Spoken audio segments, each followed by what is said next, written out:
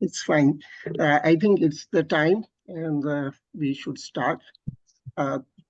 Welcome to everybody, and thank you for joining this workshop. The program of the workshop is that there would be an introductory session for about 1 hour, maybe a bit less than 1 hour. And then after question answer session, the participants would be divided into 5 groups, so breakout rooms. And then I will send some exercises through the WhatsApp. So everybody would get those exercises. And this would be about, let's say, 40 minutes exercises in the breakout rooms for every group. And after that, everyone will come to the main stage again, and then there would be presentations and discussion, and of course, question answer sessions. So that's the detailed program. Can you hear me clearly? Yes. All right, good. Right, now I will invite Professor Dr. Rukhsana Hossain Malik to give the introductory talk. She is a senior medical educationist. She was professor of medical education, and she has kindly agreed to conduct this workshop. So over to Dr. Rukhsana Hossain.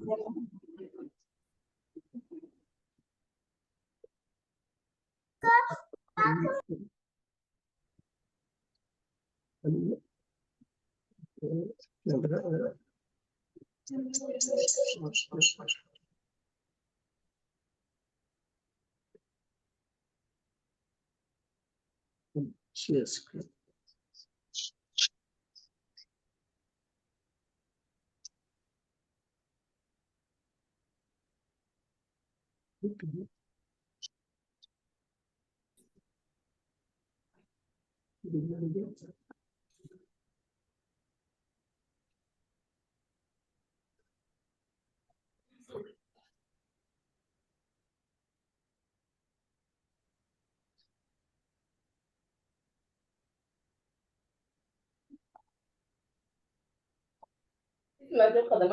Assalamu alaikum and very good afternoon to everyone.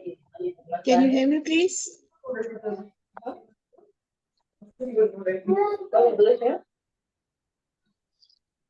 Yes, we can hear.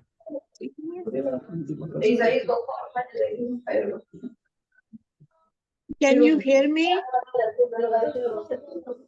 Yes, of course, we are hearing. Anyone? Yes, I can hear you.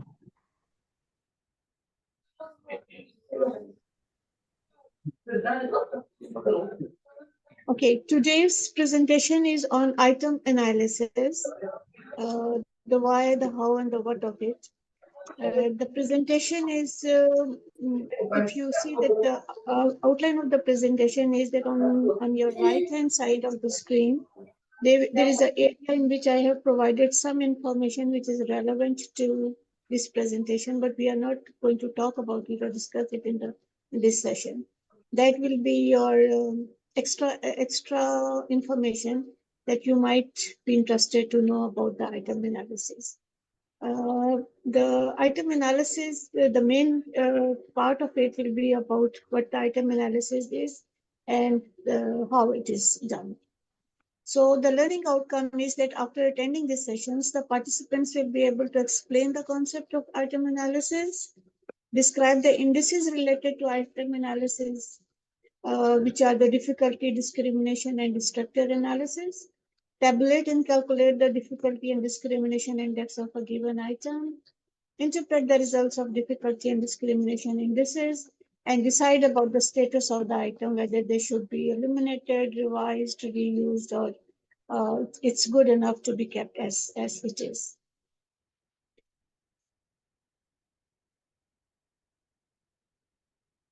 For the assessment, the lecturer utilizes assessment in order to understand the student's learning, whether it is cognitive, affective, or psychomotor. That is the main purpose of the assessment. If our students learned what we have taught, we thought that we have taught them well enough and we are sure that they have learned, there is no need for an assessment. But then we have to discover whether the instructional activities in which we have engaged our students, they have really learned it and resulted in the intended learning outcomes. It is really a bridge between the teaching and learning. Lecturer knowledge in assessment is not static process. We keep on learning about the different methods of learning, how of assessment, how it can be done. And it is a complex, dynamic, and ongoing activity. Exams should answer a question for educators as much as they offer questions for examinees. Through the examination questions, we would know that which topics we have taught the students are struggling with, which questions we have asked are not of the standard, and what can we do to improve the standard of the question as well as the delivery of the instructional material.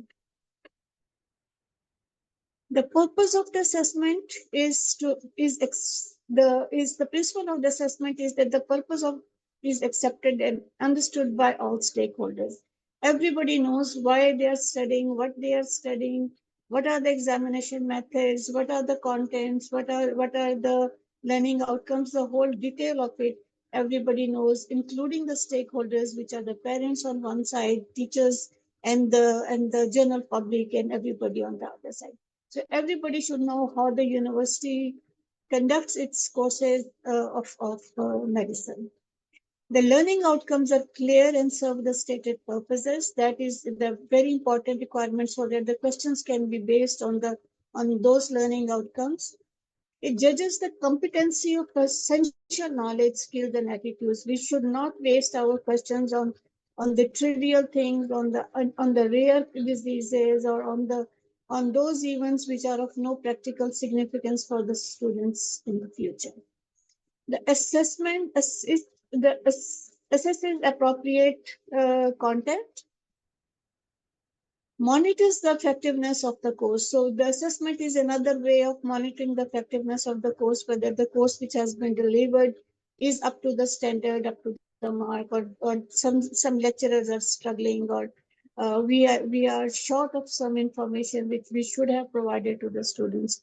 All those informations are sorted out by going through those the assessment analysis. It identifies the student with difficulties, and those students we should be providing the feedback on a regular basis so that the student know their weaknesses and they can work on them and they can improve themselves. It also motivates the examiners to study by reflection and by getting all that feedback. It measures improvement over time of the student, of the questions, of the examination process itself. So practically it serves a lot of purposes, the assessment process. Evaluates the teaching methods. The teaching methods which we are using, are they effective? Are they are doing their job the way we intend them to do, to help the students in understanding and in reproducing the knowledge. It uses the results ethically and towards the stated purposes, and fulfills the legal demands like legislation, accountability, litigation, because we are living in the world where these things are very important nowadays, that we don't do anything which is illegal, either for the students or for the universities or for the community itself. So we go to the item analysis component of it. We all know what the item is. The item is a question, is a multiple choice question in which a number of options are given to the students, and students have to select the most appropriate option which they think is the model answer, which they think is the closest answer to the best, to the 100% true answer. So practically, it is the best answer which is given in that lot. The students' response to the individual test item and to assess the quality of those items and the test as a whole is the main function of item analysis. It uses statistics and expert judgment to evaluate tests based on quality of individual items the set of the items within an examination, the entire set of the items, the relationship of each item to other items, and the test as a whole. So there are a number of ways in which we can correlate a group of item or a single item with the other items of the assessment, the same assessment, or the assessment which was done previously to see how the students have been performing. Item analysis provides information about the faulty items as well and can provide information about students' misconceptions and topics that need additional work by the students.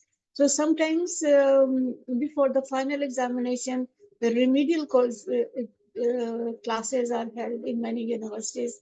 The main aim of that remedial classes is that the teachers can work on those misconceptions of the students and help them in understanding the topics in a better way.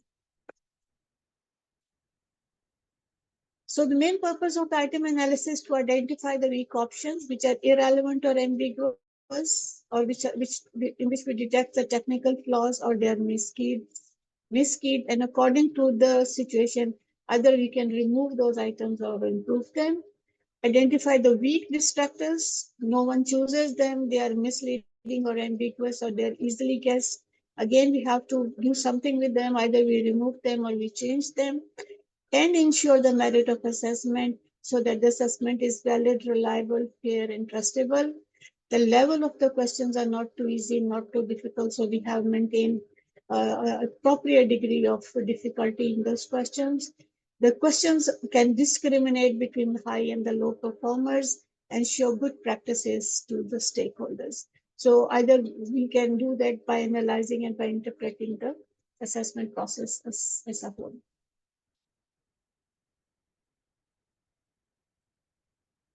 Item analysis ascertains if the item functions as it is intended to. It concludes if the test is of good standard, that is appropriate, has appropriate difficulty level. It identifies the structural and content defects or irrelevant clues in the questions.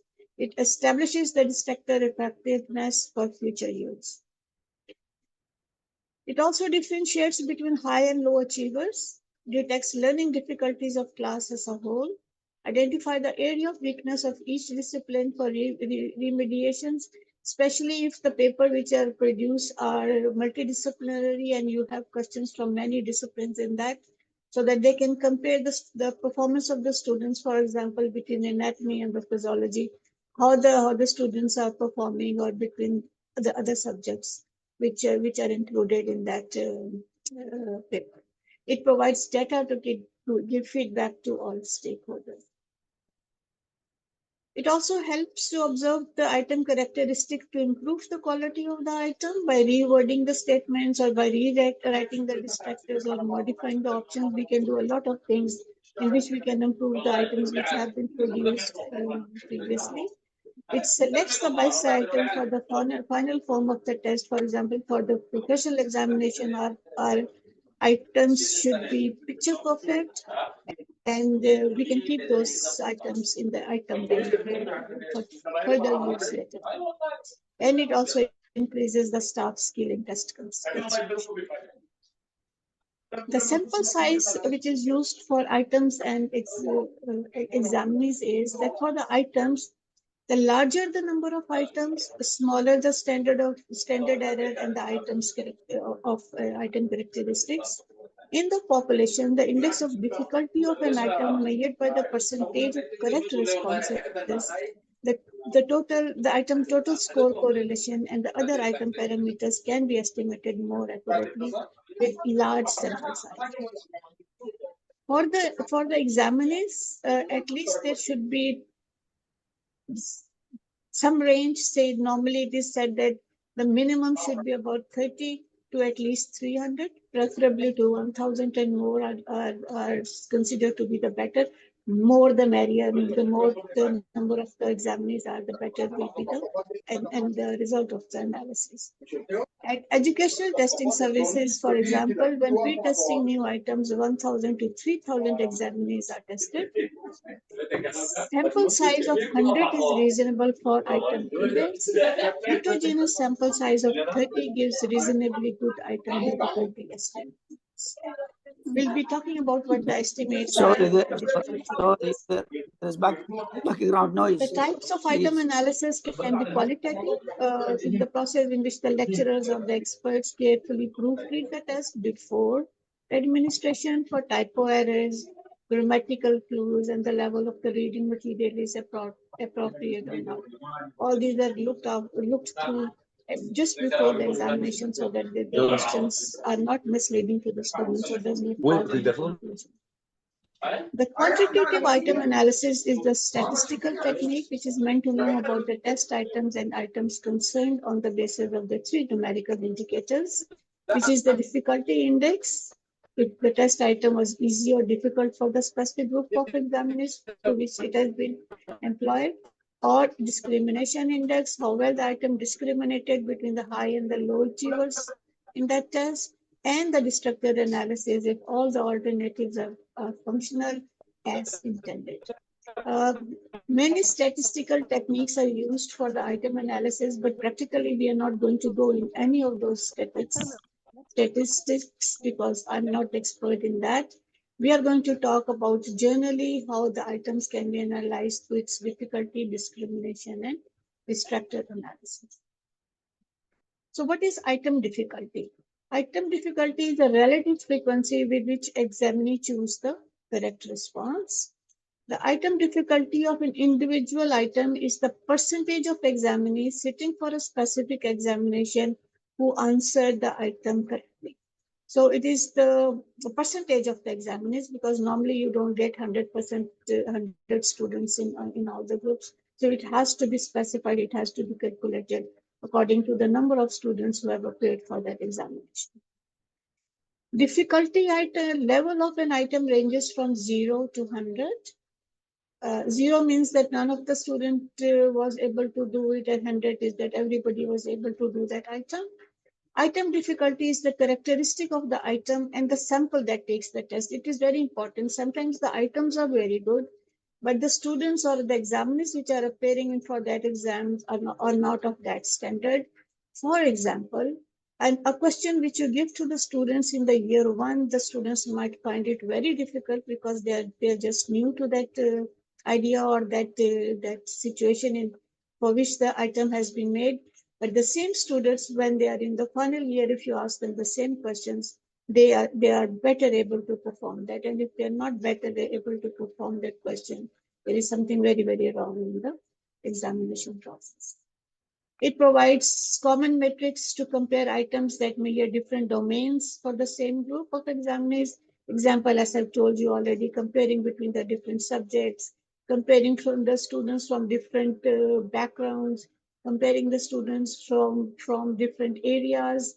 So there are a lot of different ways to calculate those statistics and to find out how the item is differentiating. So item difficulty or facility value is calculated by number of examinees with the correct response over the total number of examinees which have been tested, multiplied by 100. So practically it is a simple percentage of the total number of examinees which have been tested. This is called as item difficulty. And this is usually applied when the number of students are less, so that you can easily tabulate the result of all those students. But if the students are in thousands and thousands, then it won't be easy for anybody to tabulate all those results. So in that case, we will do what is called as the item indices. We are going to talk about it in a minute. The higher this percentage means the easier the item. It means that more of the students are finding the item easy. And this type of item difficulty is dependent upon the group taking the test and the quality of item. The student who does not know the subject matter will naturally not be able to answer that.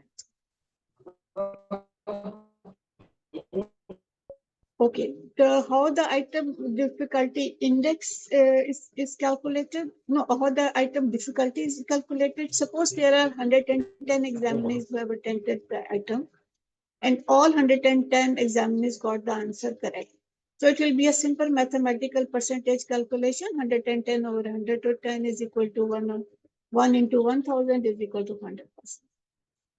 If 110 examiners attended and the 50 examiners only entered the correct answer, the answer will be 0.45 or multiplied by 100 is 45.45% of the student have got the answer correct. So this is a moderate or a good item. If 110 examiners attempted the item and 0 examinee entered the correct answer, mean the item was very difficult and none of the student was able to answer this question correctly. Item indices, on the other hand, is a process in which the number of students as there are more. So we have to select a specific number of students to calculate their difficulty and discrimination, and then to spread it to the whole class accordingly. Okay. We divide the class into a higher group, which is called as NH, and the lower group, which is called as the NL. NH is the number of examinees in the higher 27% of the class. That means that the result which we have obtained of the students, which will be in a more haphazard way, because the results usually is tabulated according to the metric number or the student roll number, but the result of the students will be different for the different students. So that result is tabulated in such a way that the highest scorer will be on the top and the lowest scorer will be at the bottom. And of those, 27% of the students will be selected for the higher group, and the 27% of the students will be selected for the lower group. The remaining 46% in between the students will not be included in this analysis, but generally it is thought that because we have included an adequate number of higher group and the lower group, the students in the middle will be in the same range, will be performing in the same range. Okay. Why 27%? Practically, it is said that the 27% has an adequate number of students to make a good match between the higher achievers and the lower achievers. The other percentage which is used is 25% and 25%. Some institutes use 33% and 33% in upper and the lower group respectively. But the numbers selected in the upper and lower group should always be the same. It's not that in the upper group you select 40% and in the lower group you select only the 20%. That will make the results very, very biased. Okay. Now suppose we have this class of 110 students and we have ordered these students according to their score from the lower to the higher. So 27% of the 110 is calculated and it comes out to be 29.7. So if the result comes in points, obviously it will, in many of the occasions, it will not be in the whole number. You change it to the nearest whole number, which is for this case is the 30. I'll be using this number for the remaining presentations of the difficulty and discrimination index. So that is why I'm going in a bit detail over here. So NH is equal to 30 and the NL number of students are 30. Comparing the upper and the lower group promotes stability by maximizing the differences between these two groups. Okay. The difficulty index of an item is calculated by the ratio of the percent of the NH and the NL group of examinees who answered the item correctly. So index of item difficulty, which is also called as the p-value, is equal to RH. RH is the higher group students who have attempted the question correctly. And RL is the number of the 27% students in the lower group who have done the item right.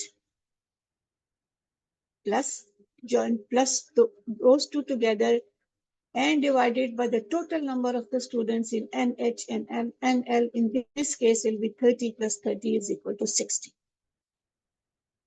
If now the result is okay, the result will come somewhere between 0 to 1, or if you multiply it by 100, it will come in percentage. That will be in ratio form, which is 0 to 1, or 100 is the percentage. Okay, the p-value is the difficulty index expressed in ratio of 0 to 1. It is used for test analysis, recommended average level of difficulty for 4 options, single best answer or PAQs, whatever you call them, ranges between 31 to 60% or 0.31 to 0.60 English. The minimum and the maximum scores. 2 easy and 2 difficult items for a group will make it hard to identify reliable inter-individual differences. The optimal difficulty depends on the number of test items and the chance score. So how do we calculate them? We calculate them in the 2 ways. Number 1 is for each item separately, and number 2 is by the total number of questions which are used. For an item, for correct response of an item, the perfect score is 1 if the student has identified the model answer as the correct answer. So it will be 1 mark. But for those students who don't know the answer, they will take the chance and they will select any one of them. Because there are 4 alternatives, they have the guessing for each option, the guessing scope is 0.255. So mean chance of score is 0.25. The optimal difficulty for each of the items should be halfway between the perfect score and the mean chance score. So that means that the perfect score is 1 and the mean chance score is 0.25 is equal to 1.25. Then this is divided by 2 and you will get the optimal the difficulty of that question, which is 0.62. So a question which has the difficulty of 0.6 is considered to be a very good question. Okay, for a test, if there are 50 items which composed of 4 options BAQ, the maximum perfect score for the test will be 40 because you're giving 1 mark for each item. The mean chance score will be 1/4 of the 40, which is 10. So optimal difficulty will be 40 plus 10 is equal to 50, again divided by 2 is equal to 25. So in this test, if 25, the students are scoring more than 25 of the questions, it is the average mean for them. This is the optimal number of corrects which they are given. Difficulty indices calculation. P-value is the estimate difficulty index, which would be obtained if overall percentage of the whole class is to be determined. Because the whole class is too big, so you have to get the p-value for that. These estimates are quite satisfactory for large class sizes, as higher and the lower groups have larger number of examinees. But these estimates are not good for those when the class size is low. Selecting 27% for high group makes best compromise, as this value will maximize difference in normal distribution while providing enough cases for analysis. For small class size, these estimates can be inaccurate, and it is preferred to calculate item difficulty for the whole class in this condition. It should not be applied if the total number of examinees is very small. A minimum of 20 examinees is proposed as a pragmatic criterion by the WHO.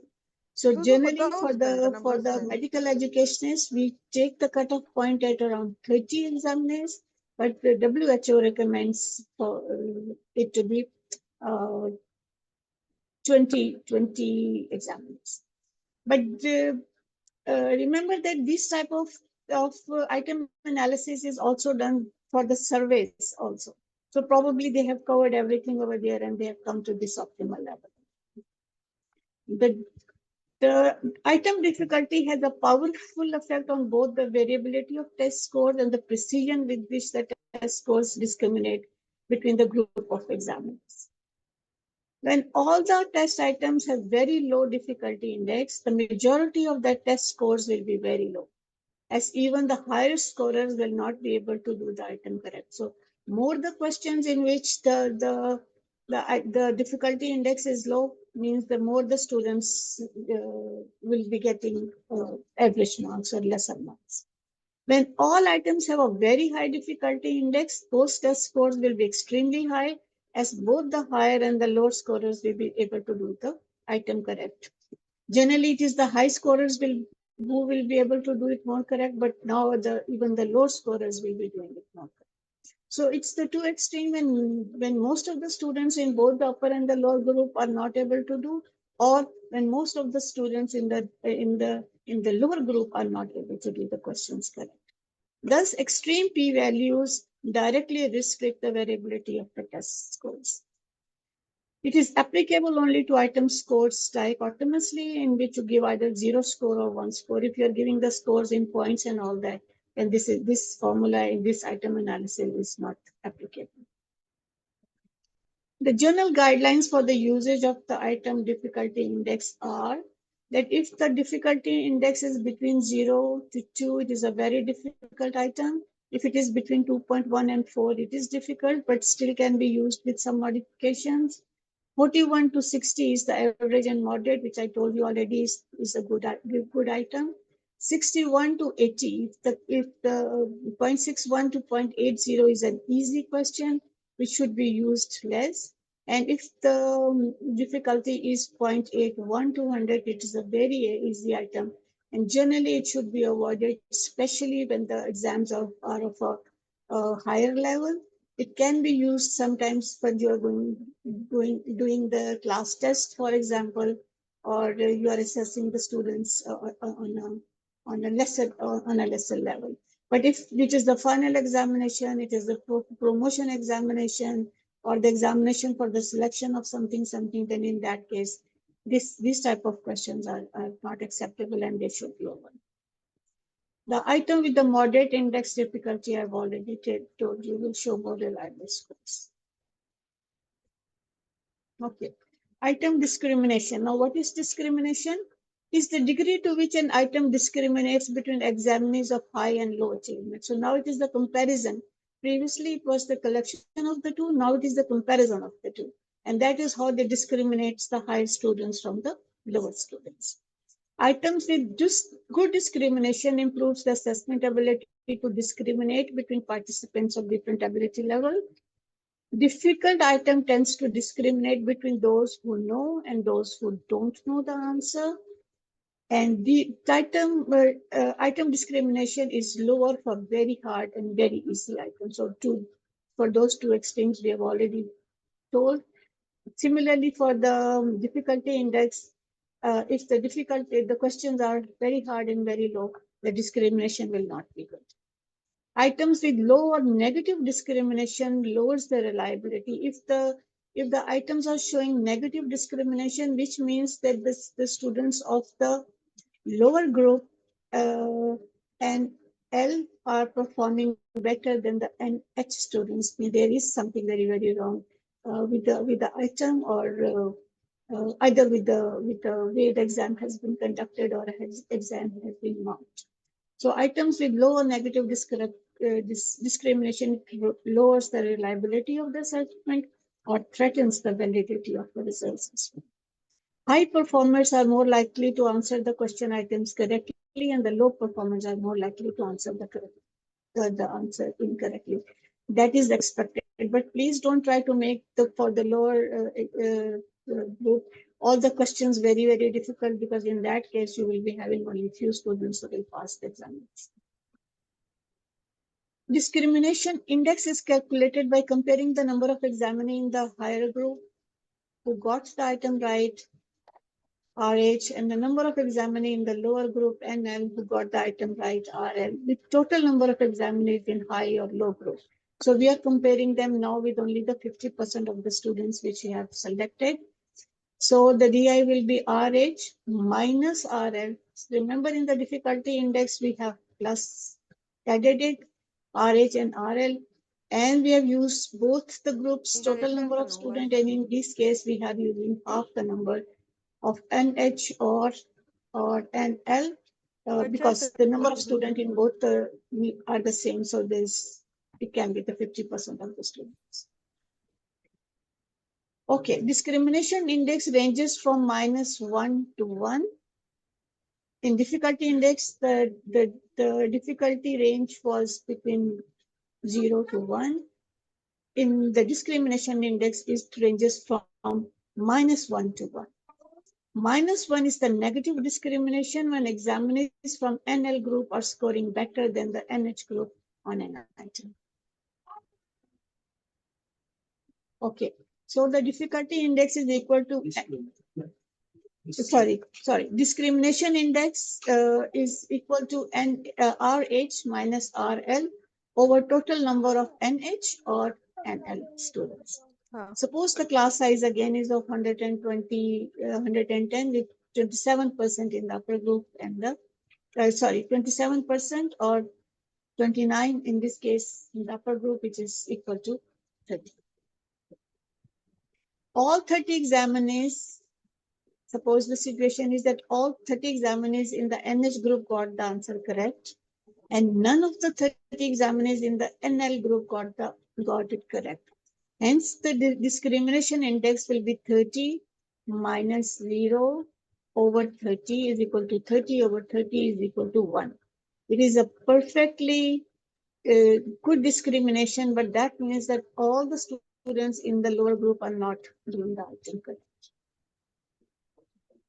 Okay, so if the 20 examiners in the NH group got the answer correct and 10 examiners in the NL group got the item correct, that means that the discrimination index of this question will be 10 over 30 is equal to 0.33.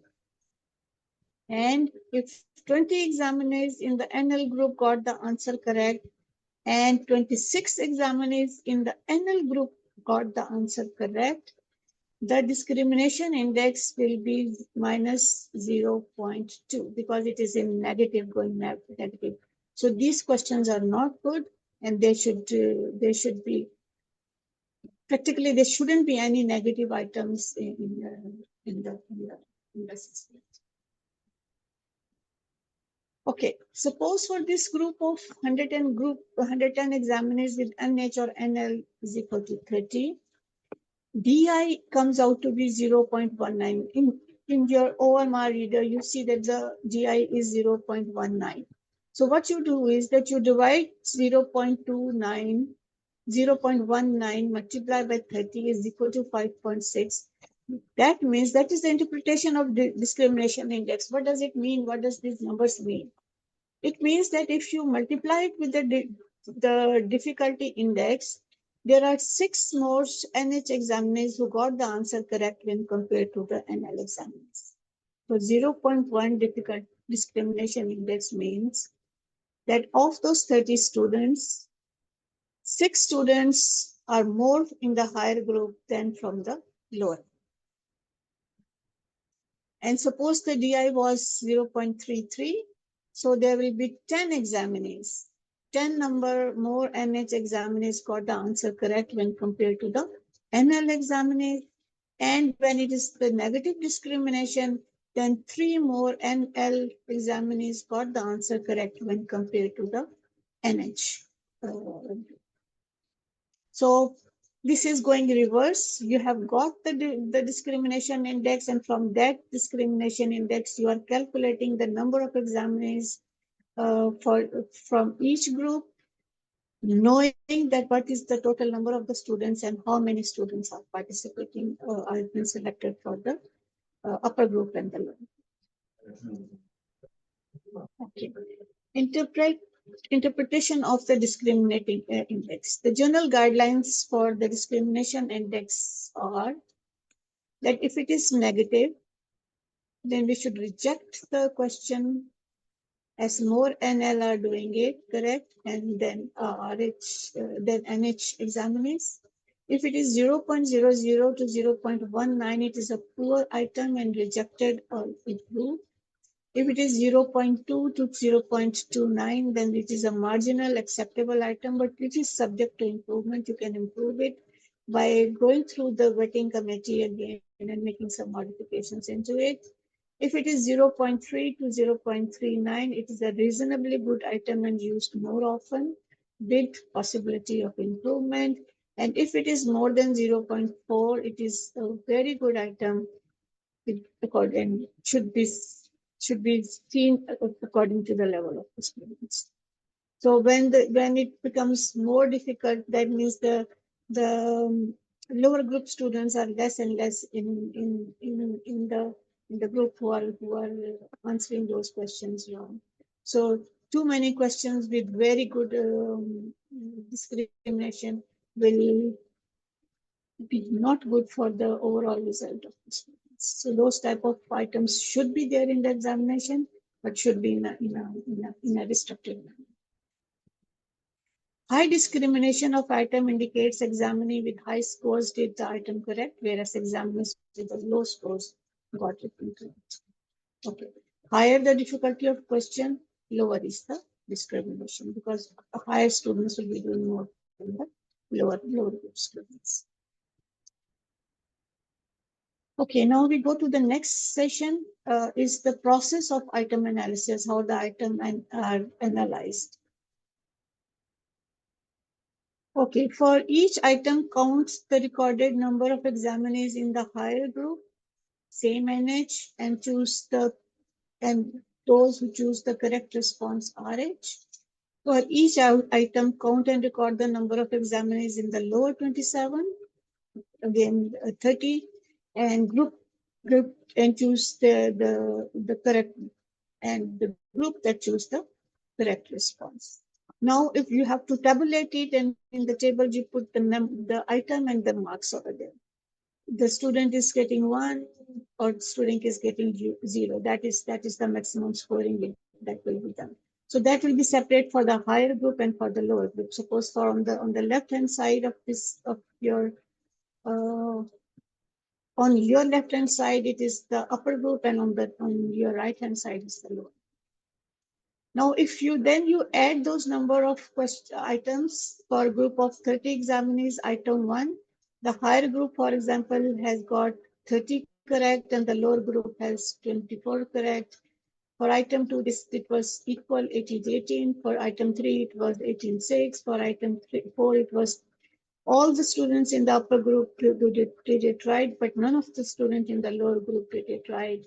While for the item 5, all the students in the higher group were not able to do it, while the 30 students, all the 30 students in the lower group managed to do it. How to calculate and tabulate the difficulty index now? The difficulty index will be RH plus RL is equal to NH plus NL multiplied by 100, that we know. So in this case, the higher group and the lower group, the total number of the students are 54 who have done it right, 30 and 20 lower group. From the lower group, 34, the previous table which I have shown you, it is according to that. The upper part is the reproduction of the higher and the lower. No, can? Okay, so this is the higher group and this is the lower group. So 30 students from the higher group did the item 1 correct, 24 from the lower group did it correct. Total correct responses from the students were 54. The difficulty index or p-value is RH plus RL over the total number of the students in the upper and the lower group multiplied by 100. The same formula applies only. So over 60 is equal to 0.9, multiplied by 100 is 90%. So 90% of the students practically in this group were able to do this item correctly. Interpret the p-value of each item in relation to the standard values. Now, what is the standard value? The standard value given for the difficulty index and item evaluation is already, I've shown it to you, it's being reproduced over here. The question which we are talking about, the one which we have calculated, is that the difficulty index or the p-value was 0.9, and it was considered to be a very easy item. Where is that? These questions fall in this one, 0.81 to 100. So this type of question should be avoided and the content should be assessed for its appropriateness. Okay. And now if you go to the Item revision allows us to identify too difficult or too easy items, not able to differentiate between examiners who have learned the content and those who have not. Okay, so both the extremes 0 to 0.2 and 0.8 to 1, both are not a good way of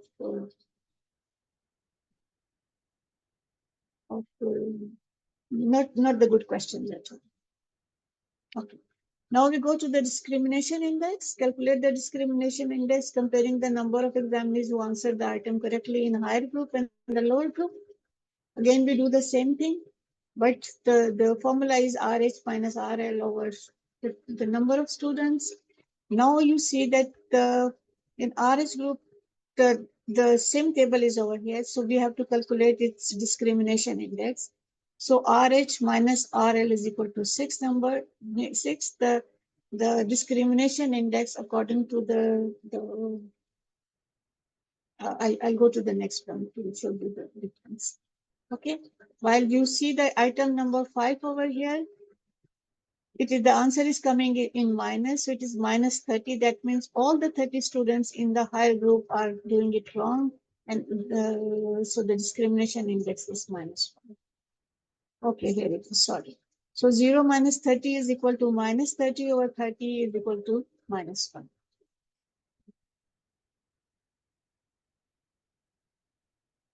Okay. Interpret the DI index of each item in relation to standard values which have been given for the discrimination index.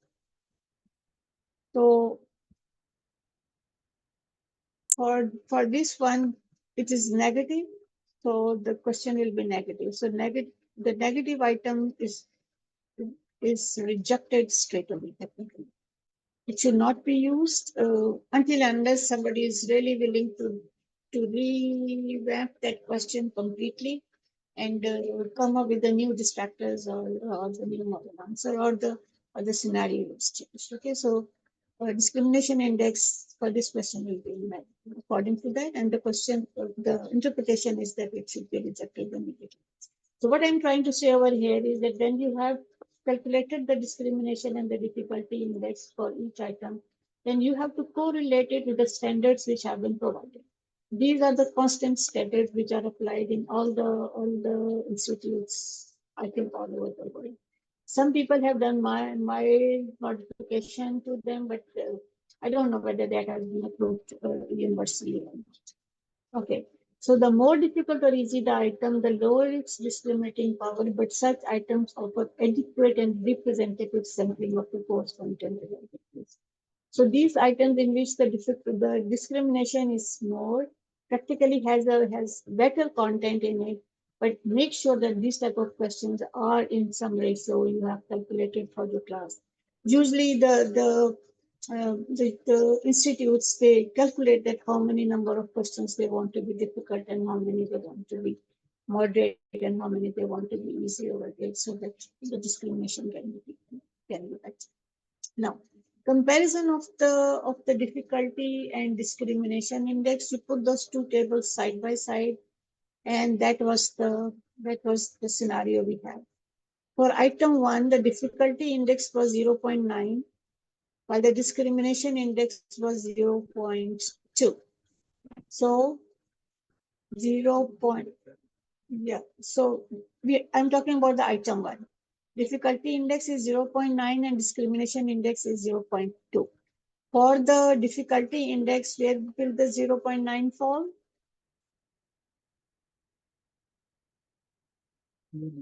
Very easy. So it will be a very easy item, 0.81 over there, while the discrimination is 0.2, which is the number 3 over here, the marginal or acceptable.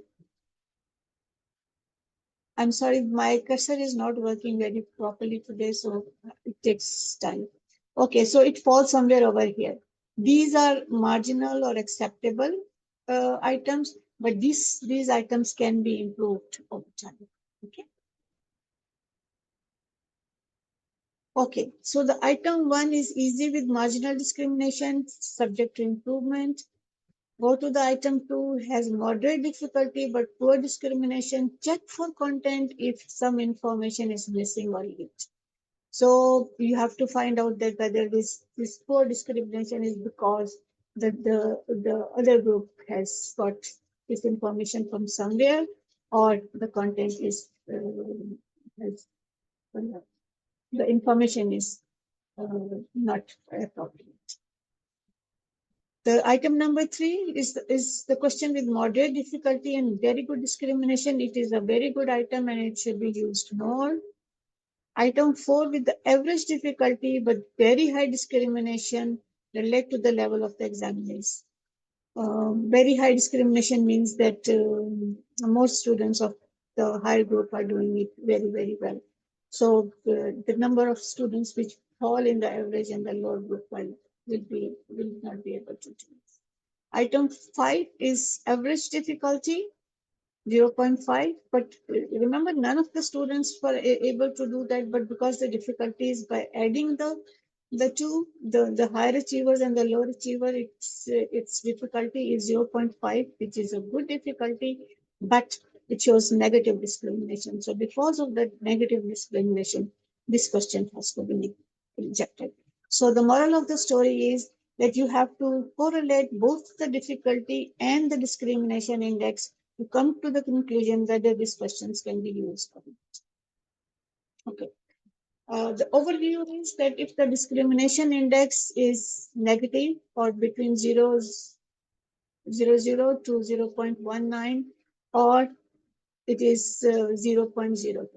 If it is 0.02, that means that the number of examinees, find out the number of examinees who are not performing. If the non-performing students are more than 30%, the content is either rare, it is a difficult concept, it is a misleading concept, or the language is not understood by all. If the number of examiners not performing is less than 10%, then it means that there is a wrong key, there are multiple answers to that questions, it is confusing or ambiguous, or it shows the grammatical errors. Okay. Now, if the item is negative, that it is ambiguous or has a wrong key, and if the item discrimination is 0 to 0.19, you find the difficulty index of it. If it is less than 0.20, then it goes towards the other side. You have to see the number of examinees and see the performance accordingly. And if the difficulty index is more than 0.8, it is a very, very easy item. It's a weak choice and low level question. So practically you don't use it or use it for a lower level of examination. Okay, so this is the overall representation of it, which was produced locally. Okay, now we go to the last component of it, which is the distractor analysis. A distractor is based on the student misconception, is considered to be a good when it attracts more examinees from the group of low achievers than the group of the high achievers. If the distractors are selected more by the high achievers, then there is something wrong with the item. Students' performance depends on how the distractors are designed, leading to a great impact on the total test scores. The aim of the distractor analysis is to identify the functioning and non-functioning distractors. What are the functioning distractors? Okay, I'll tell you in a moment.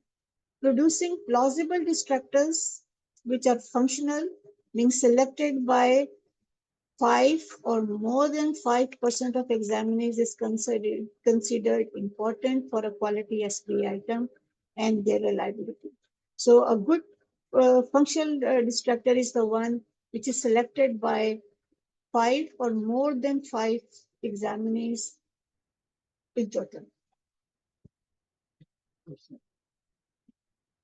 Yeah, in percentage of both the high achievers. A non-functioning distractor is the one in which the response frequency is less than 5. So 5 and more than 5 goes to a functional, and less than 5 goes to the non-functional. Or a positive discriminating power of the question. A question is showing the positive discrimination for the lower group, for the low level students. So that is also not a good. Non-functional distractors does not help in measuring educational outcome, adds nothing to the item or the test, and have negative impact on learners, because learners are always confused why this option has been given to them and whether they're missing something or not. Distractor analysis of any item ranges from 0 to 100 and is determined on the basis of the number of non-functional distractors in an item.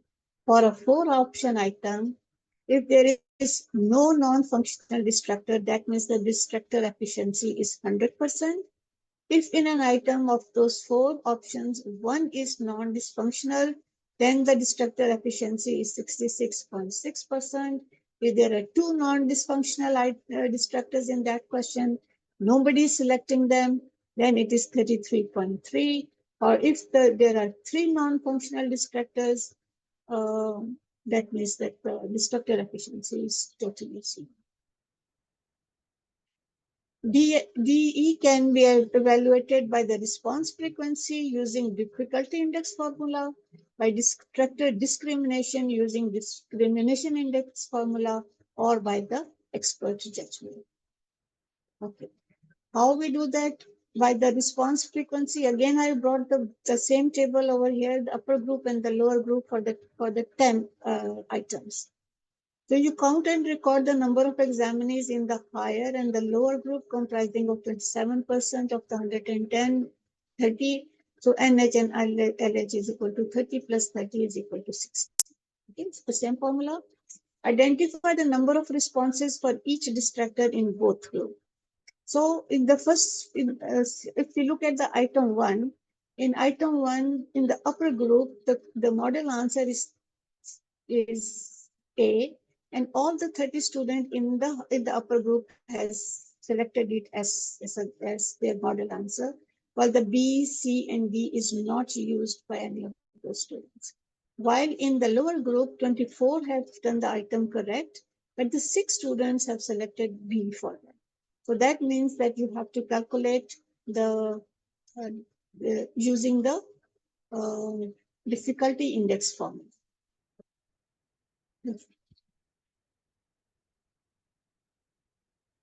Okay, so distractor efficiency will be number of RH and LH examining, selecting the distractor over the total number of those multiplied by 100. It's okay, I can see it.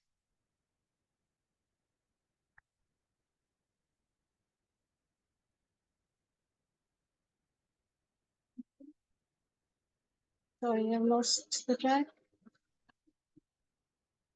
Yes, we can.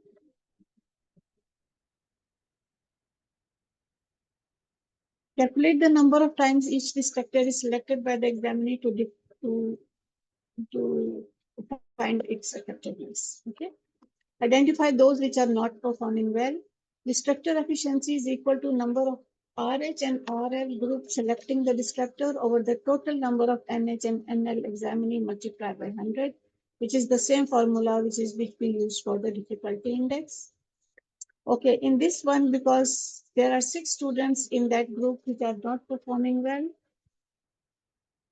Okay, so this 10 students, if you calculate it by using this formula, the number will be 10. So there will be 10 students in both the groups which have not done it.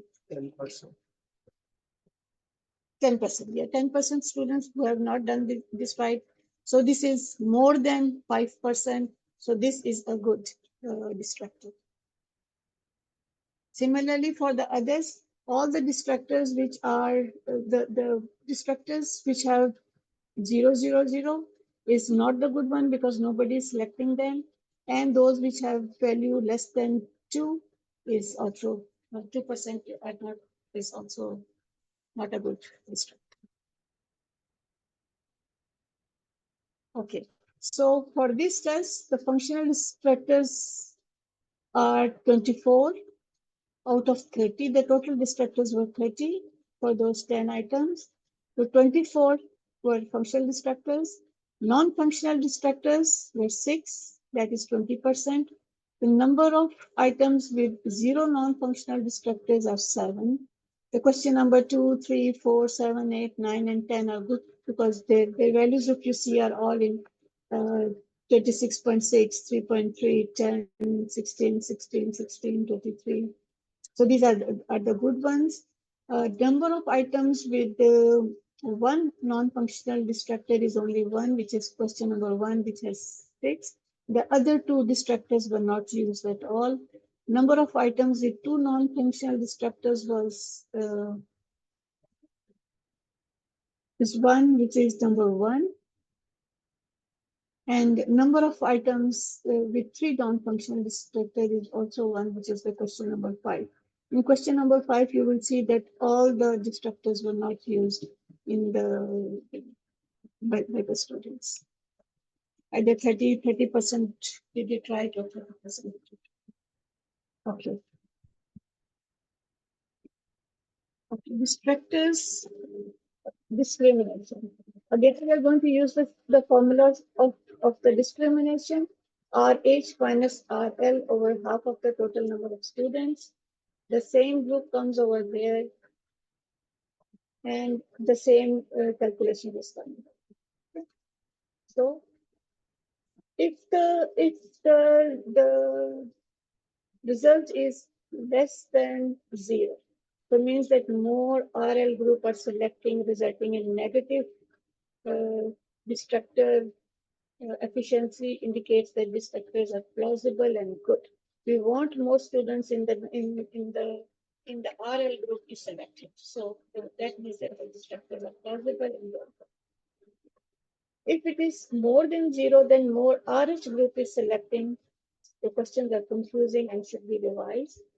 If the question, the distractor efficiency is 0, then high number of examinees in both RH and RL group are attempting those, marking those as correct. They are either not selecting it, it is non-functional and should be discarded, and if they are equally selecting it, then it is plausible but needs some sort of revision. That is the interpretation of the instructor. Okay. Then comes the expert judgment.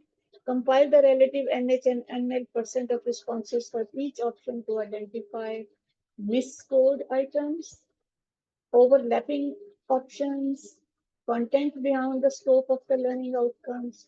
Check the correctness of any item in which a single distractor is chosen more often than all other options, including the answer, and especially if distractor has positive discrimination.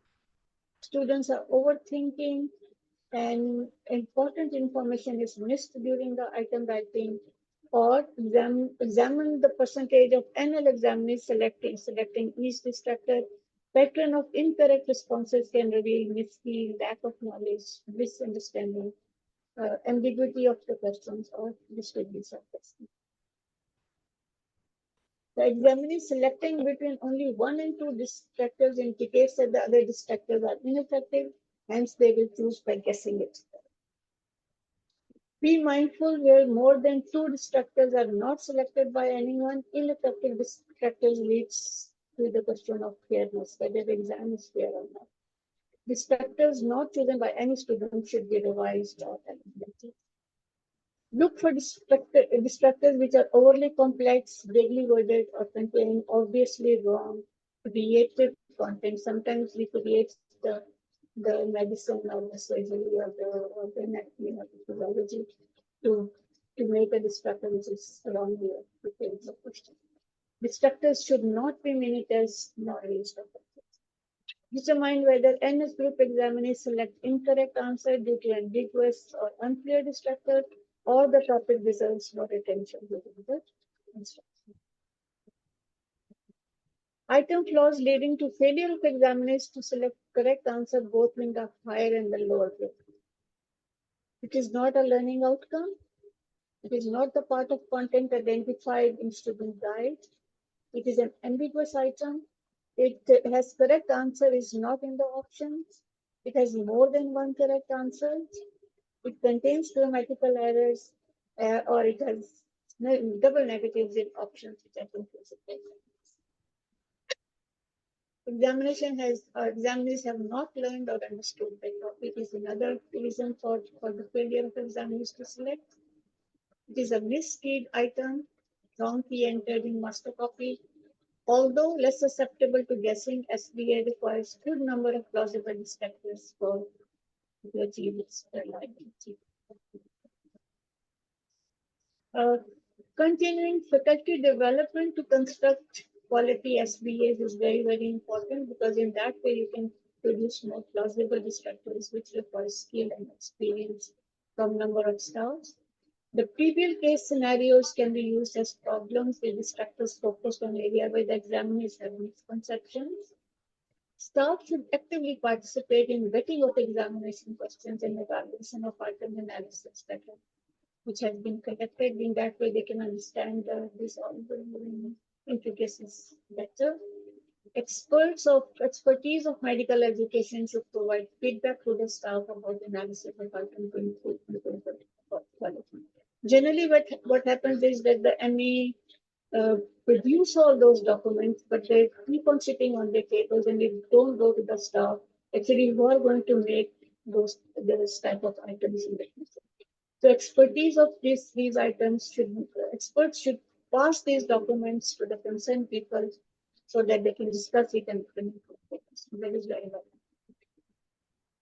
When the difficulty index is very small, indicating difficult question, it may be that the item test is not taught well or is difficult for the examiner to test. It also may indicate that the topic tested is inappropriate at that level of examination. Discrimination index should be positive for correct answers. Development of the question bank with items which are valid and reliable is the requirement to avoid last-minute panics. Subjective judgment of item difficulty by item writers themselves, they will say, no, it is not difficult, or no, it is easy. And the vetting committee may allow 40 items to be selected in the item. Thank you very much. Any questions?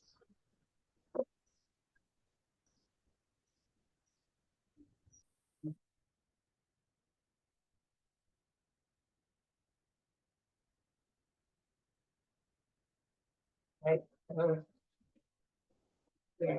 Any questions before we go for the exercises?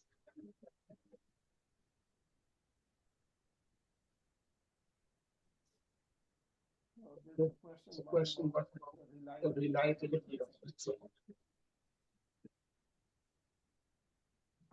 Madam, thank you very much. Very good presentation. Basically, the reliability will depend upon number of other factors as well.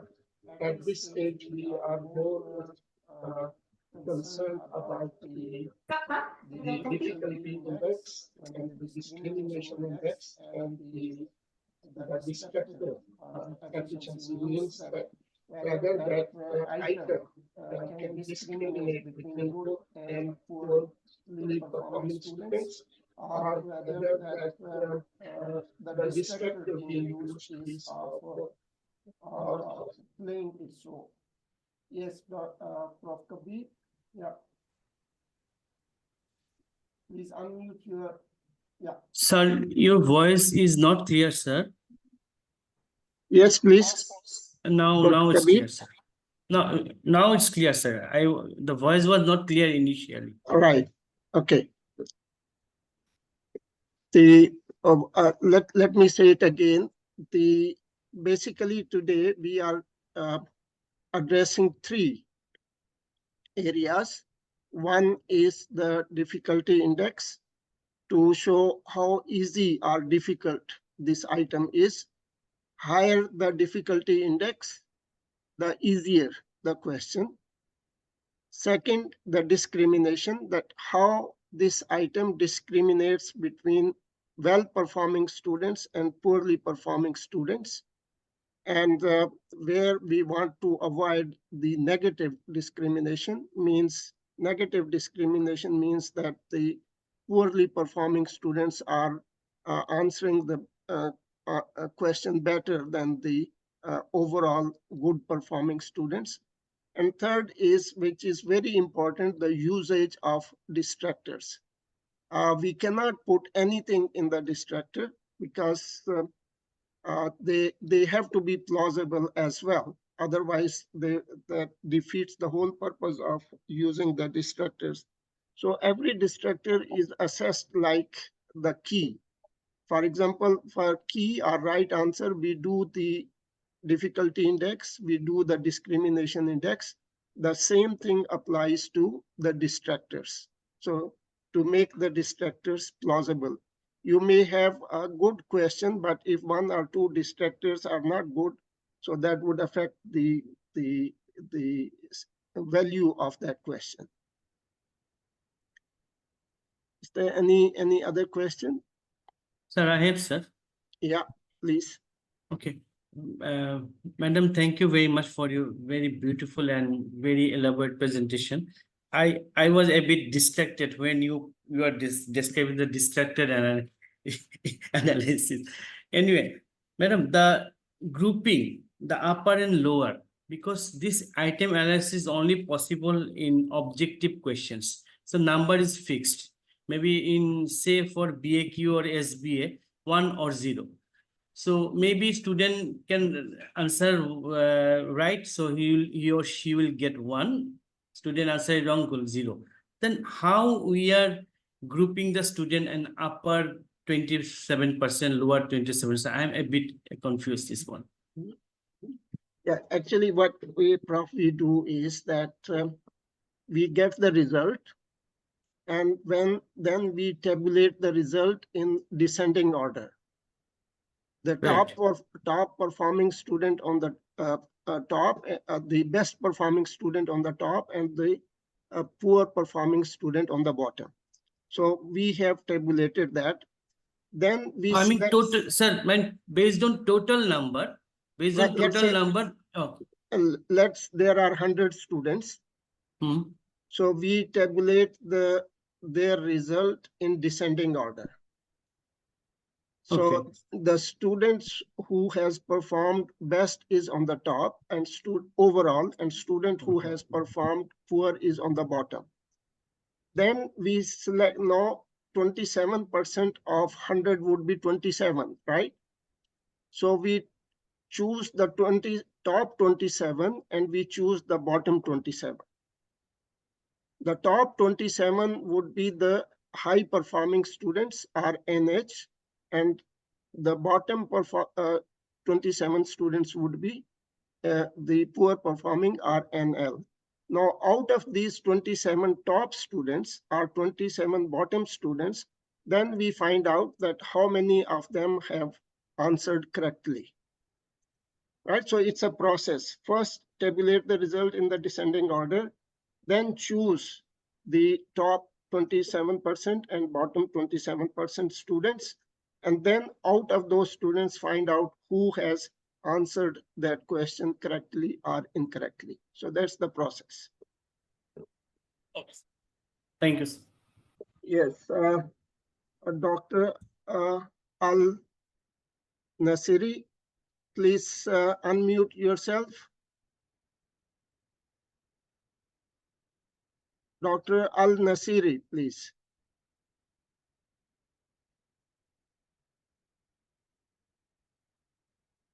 Please unmute yourself.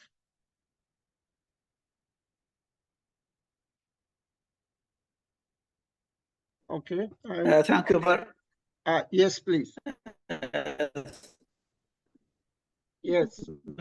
Dr. Wahid Khan, please. Abdul Wahid Khan. Yes, thank you very much.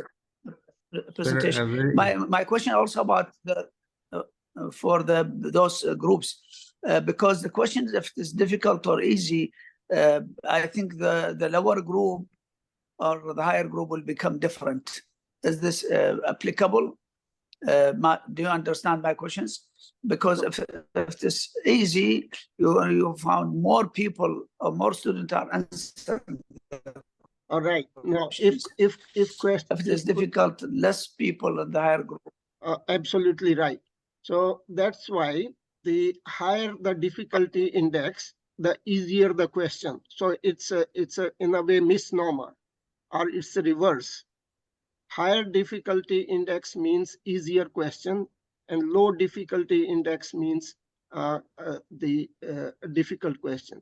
Higher difficulty index easy, low difficulty index difficult. So it's a reverse, it's a misnomer in that way. Does that answer your question? My question is, how does this affect the lower quarter, the number of lower quarter and higher quarter? That is my questions. Does this affect or has no any effect on the number? Just to tabulate from the higher to the lower, and they have to cut 25 the upper quarter and the lower quarter. That is all. That is my question. Because for calculation, out of these top 27 and bottom 27, we have to select the number of students who have performed, means who have answered correctly. I think when we are doing the exercises after this, that point would be more clear. Yeah, because we are going to do those exercises. Thank you very much.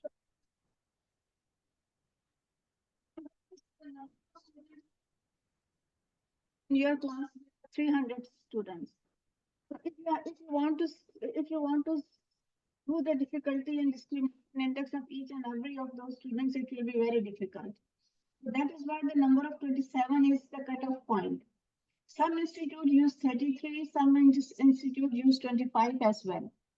So when you have, say, a very big class, or you're having an exam in which there is number of universities are participating for the same paper, then the number of students will be in thousands as well. So if we take the 27% top and the 27% lower, it will give a good average of the overall results of the students. Otherwise, each and every student will get marks according to their own performance in the examination, not according to the difficulty and discrimination index of the question. In other words, there are difficulty index we can calculate by two methods. If the number of student is small, let's say around 100, then we take the total number of students who have answered correctly divided by the total number of students multiplied by 100. But if the number of student is too high, then it's difficult. Easier would be to take the top 27% and bottom 27%. So that's the purpose. All right. Does that answer your question? Yes, inshallah. All right. Okay. Dr. Abdul Razak. Yes, sir. Thank you for the elaborate discussion. My question may not be concerned, but if we are going to have a post-examination analysis, that is of the multiple choice questions, like the post hoc analysis, so do we consider only these three factors, or we consider other factors also? I mean, today, of course, we are addressing only these three: the difficulty index, discrimination index, and distractor efficiency. But obviously, there are number of other factors, like, for example, validity of the question, or the reliability of the question, whether it relates to the learning outcomes. So there are other factors as well. But today we basically are limiting ourselves to these three areas. Thank you, sir. My next question, if you have got some time, yes, what is the factor analysis? The factor analysis. Yeah, the factors which today, like I said, today we are limiting ourselves to these three. Otherwise, this is really a huge topic which cannot be covered in just one sitting. Maybe, okay. Yeah. Thank you. Thank you. Thank you. I'm Dr. Wahid. My question, very good presentation. Sir, the discriminatory index analysis and The difficulty understood very well, but kindly and distract and efficiency, more a little bit interpretation of this, kindly. Right. Distract efficiency. Yeah, basically what we are trying to learn from distracted efficiency is that the distractors we are putting in our question are students choosing them. Yes. If students are not choosing them, this means either they are irrelevant or they are too easy. So they are not playing their expected role. Number one. Number two, the principle which we apply to the right answer are the key, that we do the discrimination index for the key, we do the difficulty index for the key. The same indices should be performed for distractors, because distractors are as important as the correct answer. So we do not want to use distractor just for sake of using. They should be plausible, they should be close enough to the key so that we can judge the ability of the students to differentiate between the key and the distractor. Normally, generally we just don't give too much attention to the distractors, but they do play a very important role, and the same criteria which applies to the key or correct answer should apply to the distractors as well. That's what we are trying to say. So if in our item one distractor non-functional, right, the question should be retained, that item should be retained. One is acceptable. No, I mean, we should look at it and we might replace that distractor by a better one. Okay. Right. So point is to see if it is non-functional, let's replace it with some what better one. Thank you so much. Thank you. Because we are looking at each distractor individually. It's not just if one or two or three. No, each one is looked at its own value. Okay. Thank you. Thank you. Okay, Dr. Kishwar Nahid, please. Sir, thank you very much, sir, for such an informative workshop. I have some confusion that the first step that we have to tabulate the students in descending order. Right. And this descending order में sir जो हमने tabulate करना, that is according to the that is based upon the total result. Like for example, they have given one MCQ, total जो उनके 50 MCQ. Yeah, it's based on total. Yes, total result, the overall result. Yes. Okay. Okay. Thank you, sir. Yeah. Yes, Dr. Anam Tahir, please. Yes, Assalamu alaikum, sir. Wa alaikum assalam. Thank you so much for the wonderful presentation, ma'am. My question is, I missed a little part of the distractors, or maybe it was not discussed. Sometimes we face an issue for non-functional distractor. The percentage is around 4.5, 4, and 3. But the teachers or the professors, they make us believe that there are no more options available since we have 5 options. So what is the way to go about it? Do we accept that 3% distractor and put it in the bank, or we change it?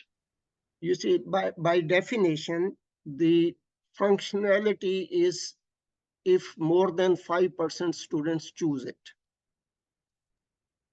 If you look at the result, if less than 5% students are choosing that distractor, so that distractor is non-functional or dysfunctional.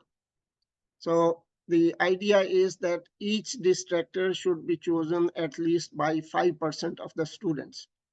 Now, the next part, yes, you are right. It's not easy to construct these questions and to find the plausible the distractors. And you might think that, okay, rather than 5%, we may make a criteria of 3%. But on the other hand, now we have the studies which show that the 3 distractors are even 2 distractors. 1 key and 2 good distractors can give similar assessment results as 4 distractors.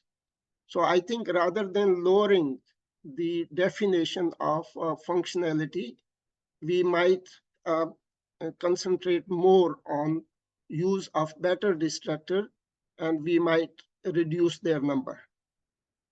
Okay, thank you, sir. Thank you so much.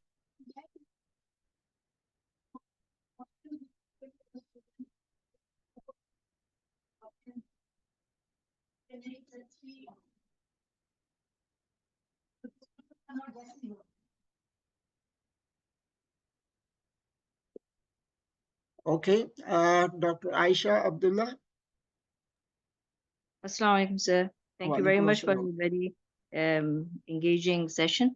I just wanted to respond to the previous query that one of the participants made about teachers having difficulty in coming up with plausible distractors. So what we do is that if there's a genuine difficulty in coming up with the distractors that you need as per the policy of the institution, then what we do is that we ask them to either come up with another plausible distractor or use a short answer question instead of a multiple choice question. Yeah, that's right, because basically not every, not all the methods of or any of the assessment methods are perfect. Every assessment method has its limitations. And one assessment method cannot assess everything. So we have to look at the limitation of that method, and we might not be able to test everything by using that method. Yeah, so I think Dr. Kishwar question most probably has been answered. Okay, any other questions? I have this Dr. Al Nasiri, still your. Yeah. Yes, please. Yes. Thank you very much. May I ask you? You have experience in that item analysis, psychometric analysis of questions. What is your best advices for us? I think it's a useful. And basically it looks difficult if you want to do it manually. But if you are using optical readers, the software would automatically calculate the difficulty index and discrimination index for you. And then you have to interpret it. I think that is the best way, using an OMR rather than doing it because if you do it manually, it's very, very tedious. Tedious in the sense that you have to enter the data. Once you have entered the data, then calculation is easy. But using OMR is really, really helpful. One, it overcomes any human errors. Second, it gives you difficulty index, discrimination index. Then you have to simply interpret those results. So I think that is the way to go. From your interpretation, from your interpretation of the results of your assessment, what advice, what conclusion, what problems, what challenges you faced, and what management you did? The most common problem. Let's say we have to, for every item, we have to plot and see the discrimination index and difficulty index, and based on that, decide. Now, basically the difficulty would be that some resistance from the academic staff, and they may try to argue and defend their questions. But once you show them the data and ask them to relook at their question and maybe have a different distractor or make some corrections. So that is one way. Second is that sometimes the key is entered wrong in the OMR, and that disrupts the whole thing. So it has happened with us. It has happened with us that a wrong key was entered. So you must look at the master key very, very carefully. In one of the incidents, our two disciplines were interchanged. For example, the pediatric, the questions, the answer key was entered the medicine and vice versa. And the whole thing was upside down. So basically is looking at the master key very carefully and using it appropriately. That's one challenge. Second is to bring that data to the concerned academic staff members and to convince them how to improve on that. Did you remove any questions? If it is not. Yeah, basically, if it is the negative discrimination, and that would be usually very easy question. So let's say discrimination is nearly 0 and difficulty index is 80 or 90. I think those questions should be removed. No, did you remove my questions? Did you remove any questions? Yeah, the far few, because we did not remove it to let's say for that batch or for that result. We did because some people may say that after discrimination and difficulty index, you find some questions, they are very poor. So you should remove it from the paper before preparing the result. So that's one approach some people might take, but in our institution, we did not do that, but we did not use those questions in future. In the Royal College exam, they use some questions, and these questions not used for assessment of the student, just to check their difficulty index, discrimination index. Did you use that method? No. Putting questions and the total and the number of questions, suppose for 5 or 10% of questions, No, just to test their. No, we didn't do that. Basically, this is, you want to do a study, then we feel that the students are already under a lot of stress. And you are adding to their stress unless you want to do it separately and students know that this is a part of a study. Otherwise, especially for undergraduate students, putting some questions just to see those, I think the people might have different opinions about that. Thank you very much. Thanks. Yes, any other questions before we go on to the exercise? Okay, now what we are going to do now is divide all the participants into the 5 groups. And then I will send the exercise questions through the WhatsApp in the group, so everybody would get those questions. And then you will discuss in your breakout room. And after that, we will come back to this platform, and then you will present your results and we will discuss about it. So time allocation, sir?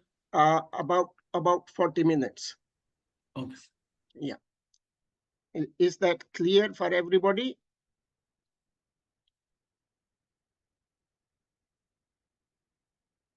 Okay, now we want to go for the breakout rooms. So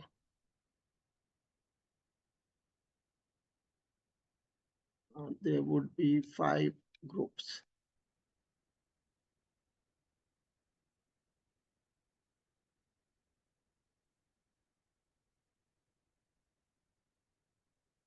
So please join your respective rooms. Welcome back. Thank you. Thank you. Thank you. I hope you enjoyed the discussion. Yes, sir. Right now, Yes, sir. Yes. yeah, what we plan now is that we will request the groups for presentation. Let's say one group would present only one part. Maybe ask the room one to do the first one. The room one, you can share the. I can share, Prof. Yes, please. Sir, I forgot, sir. I was in which room, sir? I couldn't notice. Sorry, sir. Room 2, Dr. Kabir, we are Okay. room 2. Okay, thank you. Dr. Kabir, why you are forgetting? So from group 1, someone can present. Okay. Maybe distraction. So go the functional distractor. Right. Room 1, please. Someone from room 1. And have you chosen any spokesperson? Prof. Tengi, you present. You. Yes, Prof. Tengi. So on the strong demand by the public. Very strong demand by the public. Oh, sir, I will try, sir. Here, right. We have to calculate discrimination index. So the concept is the higher the value, easier the question. Oh no, that is just that is difficulty. Discrimination means higher the value, more high achievers are selecting more correct answer. Am I right? No, basically discrimination index is discriminating between the high achievers and low achievers. High achievers and low achievers. Now, what is the level of discrimination that your number in the last column would tell?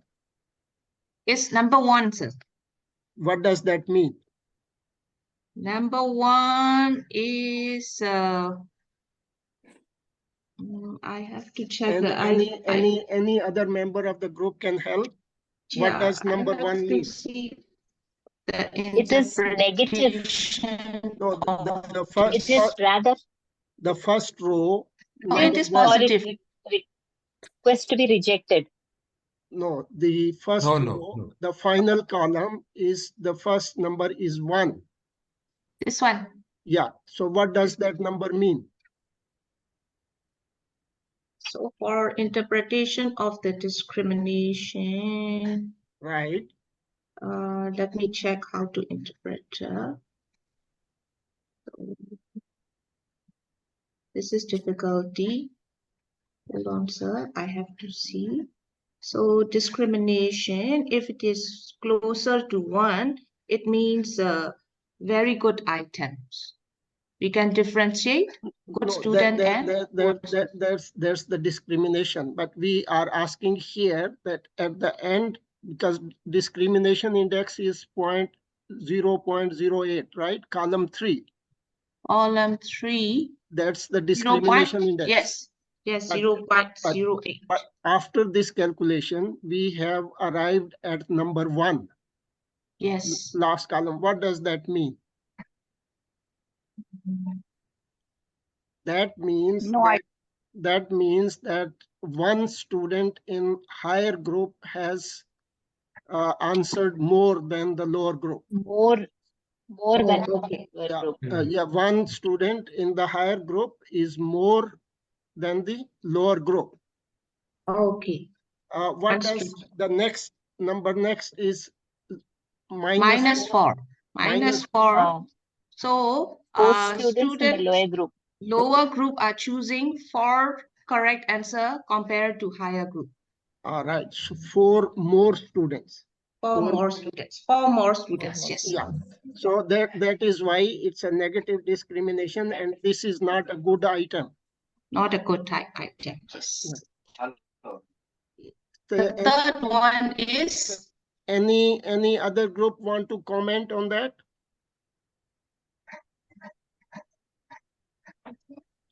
So what does 0 mean? Yes, both group answer the question equally. Right. The question cannot discriminate between the higher and the lower. Yes. Sir, We have just or is it the equal number of students in both higher and lower group? So Sir. there's no discrimination. Sir, what is the my focus is to get the discrimination index DI here.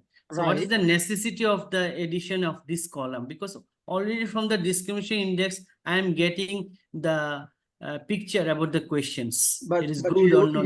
but you don't know exactly how many number of student difference. You see the discrimination, first one is 0.08. It's a good discrimination, and it also shows that there is a difference of only one student. Right? So that gives you some extra sort of confidence, extra information in that. Let's say if we see the third last is -10, right? So the 10 poor student can answer more than compared to the. Yeah, so it's not a good question. not a good question. Yeah, that cannot be accepted at all. Anybody has any comments on this table? So I want to just for my clarity. Right. So is it -25, -0.33, -0.30? Any level of minus, once the minus is attached, we have to change the question or discard it? Yes. Any question with minus discrimination is not worth using. Not acceptable at all. Yes, that's right. That's right. So, sir, after seeing all these numbers, which is the best question to keep? You tell me. The last one? You look at the discrimination index, the number 3 column. Discrimination, okay. So which one is the highest discrimination? The last, the last one, yes. No, the first one. Yeah, the last one. Yes. The last one. Yeah. Yes. Yeah, because you see that 8 students in the higher group are more. But it may be a difficult question, because when you want to decide about this question, you need to look at the difficulty index. It might be a difficult question which only higher group is answering and lower group is not answering. So we cannot just decide on the discrimination. We have to look at the difficulty index as well. Correct, sir. Right. Thank you. Okay. Thank you very much. Can we ask the room 2 to do the next table, please? Yes, sir. Yes, sir. Okay, I'm sharing my.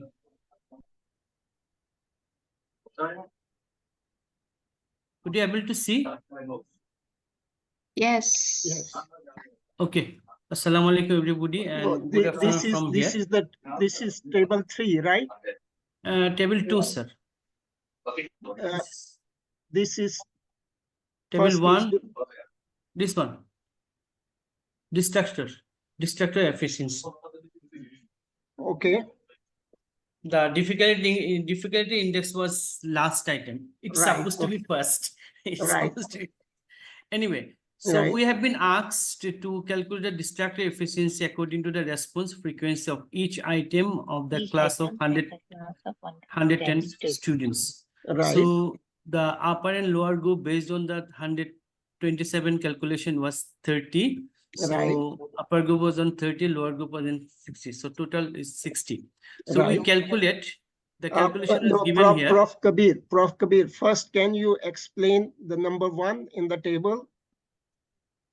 Okay, so you see the first one is the star one is the key answer or correct answer. Okay, Right, the star right. one. So the in item the 4 option SB or OB or whatever you say. So Yeah. 30 students from the upper group corrected Right. equally. Okay, and from the lower group 24 students could able to answer. Right. Then Then calculating the just one more, just more. So nobody selected distractor C and D. and D. No, no student selected distractor C and D. Only Right. in the lower group, 6 students selected B. Yes. Right. Yes. Okay. Now, yeah, please go ahead now. Okay. So Now, everybody understands what does this table mean. okay. Now I'm now what I calculated this one. So A, the distractor efficiency was 90. Right. B was 10, whereas C and D was 10, 0, 0. Okay. Right. It So- interpret the A interpret that more than 5% Can I of the please add students. Dr. Kabir? Yeah. Can I please add Dr. Kabir? Please. So we have to say it like this, that 90% of the students chose option A from the upper and lower group, and the 10% chose option B, and C and D no one chose. So on the basis of 2 non-functional distractors, the distractor efficiency of this particular item is 66.66%. Please carry on. Right, great. Sorry. Yes, that's right. The table is given at the end, but here we know that the A is the key answer. So B and C and D are the distractors, and B has been chosen by 10% students, which is more than 5. So it's a acceptable distractor. But C and D has not been chosen, and because one third of the distractor has been chosen, that's why it is 66.6%. So next time for these questions, the distractor, the answer C and D should be modified. Is it, sir? That's right. That's right. So that means C and D.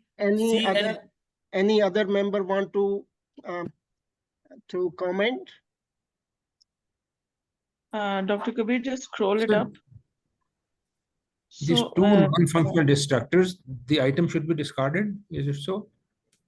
No, we can bring better distractors, C and D. Okay. Yeah. Okay.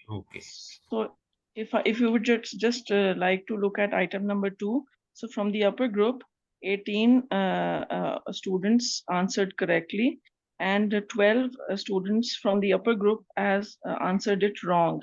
And B and D, no one chose it. From the lower group, 4 students A, 2 students B, and the right answer, even from the lower group, the same number of students answered correctly.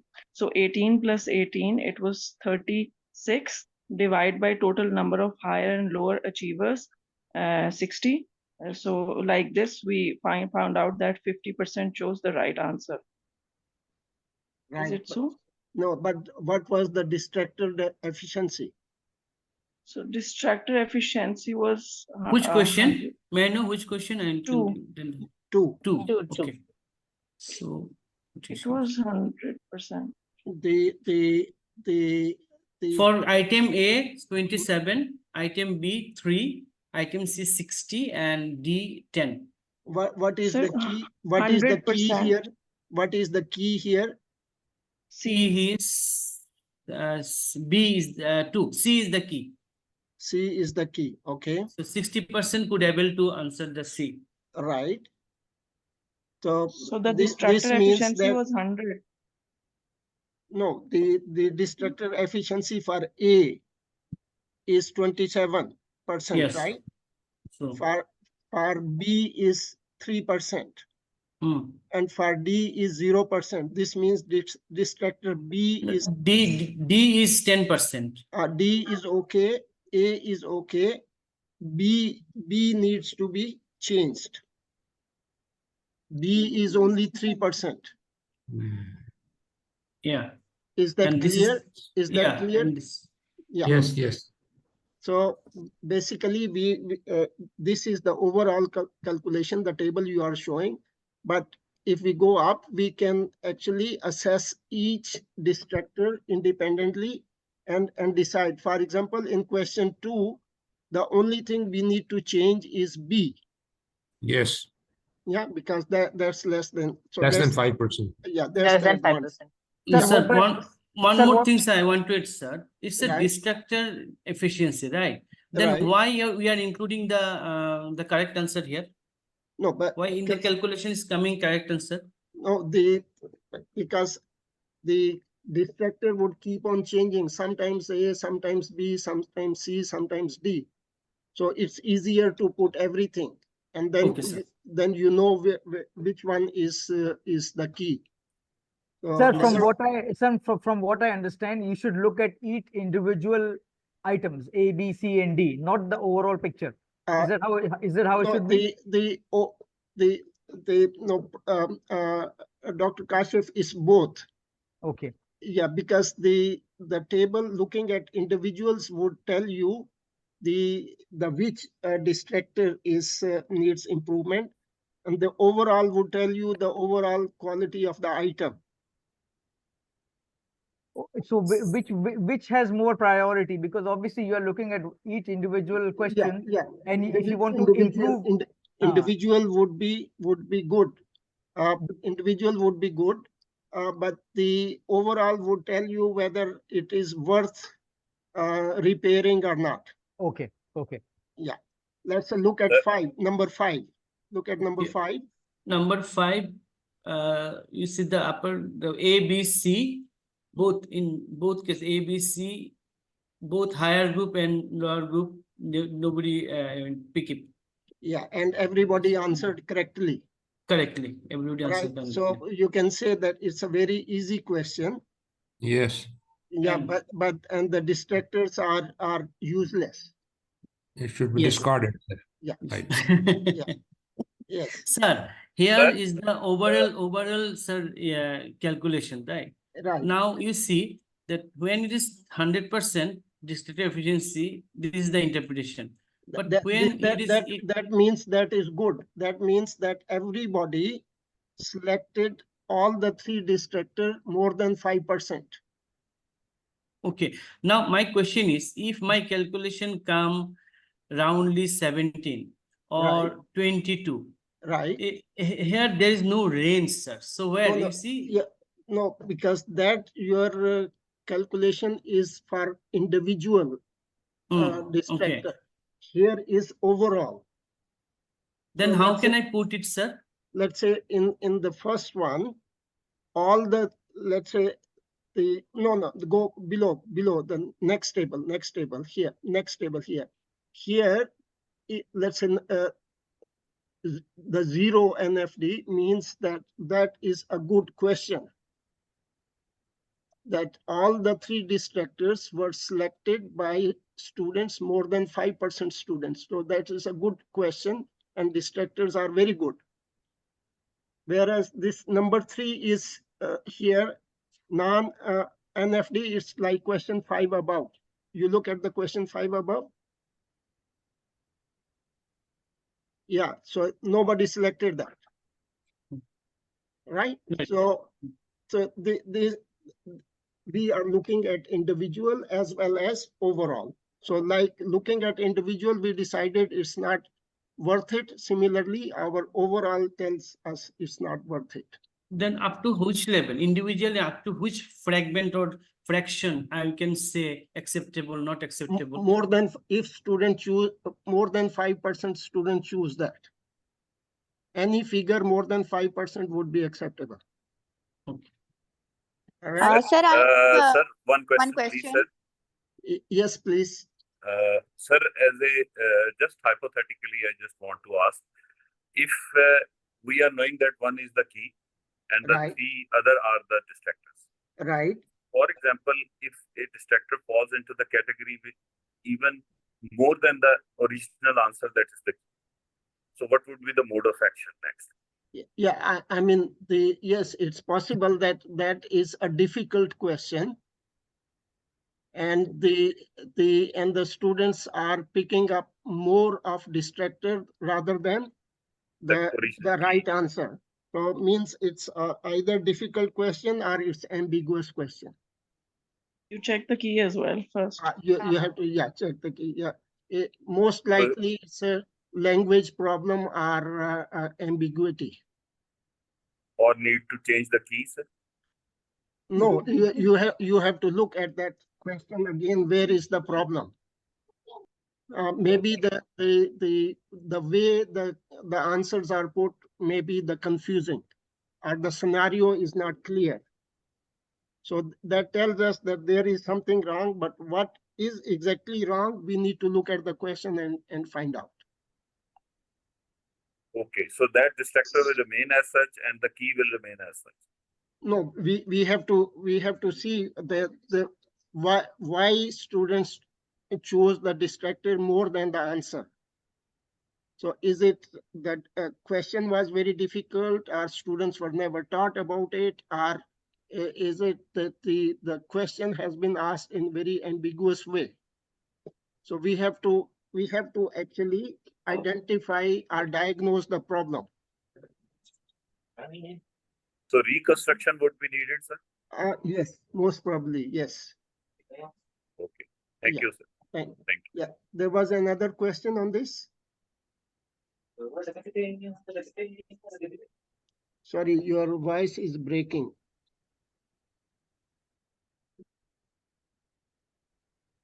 Okay, can we ask the group group 4 to do the third part?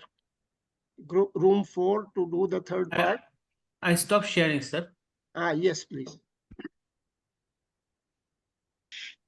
Room 4 to do the third part.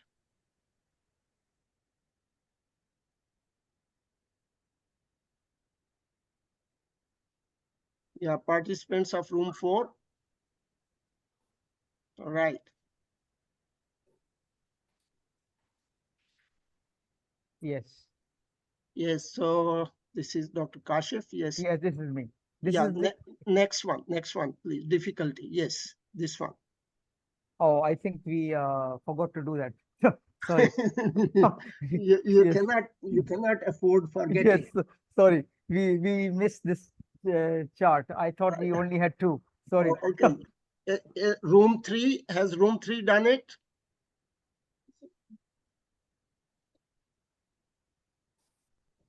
Has room 3 done it?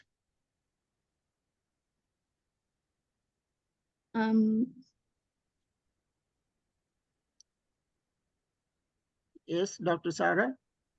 Yes, sir. I'm sharing the screen. Can everybody see it?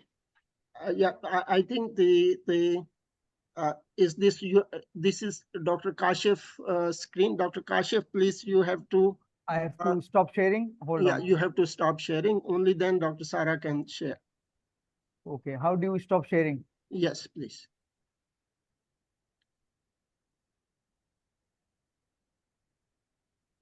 Sir, how do you stop share? Okay, I can stop share. Got it. All right. Okay. Now, yes, we see Dr. Sarah's screen.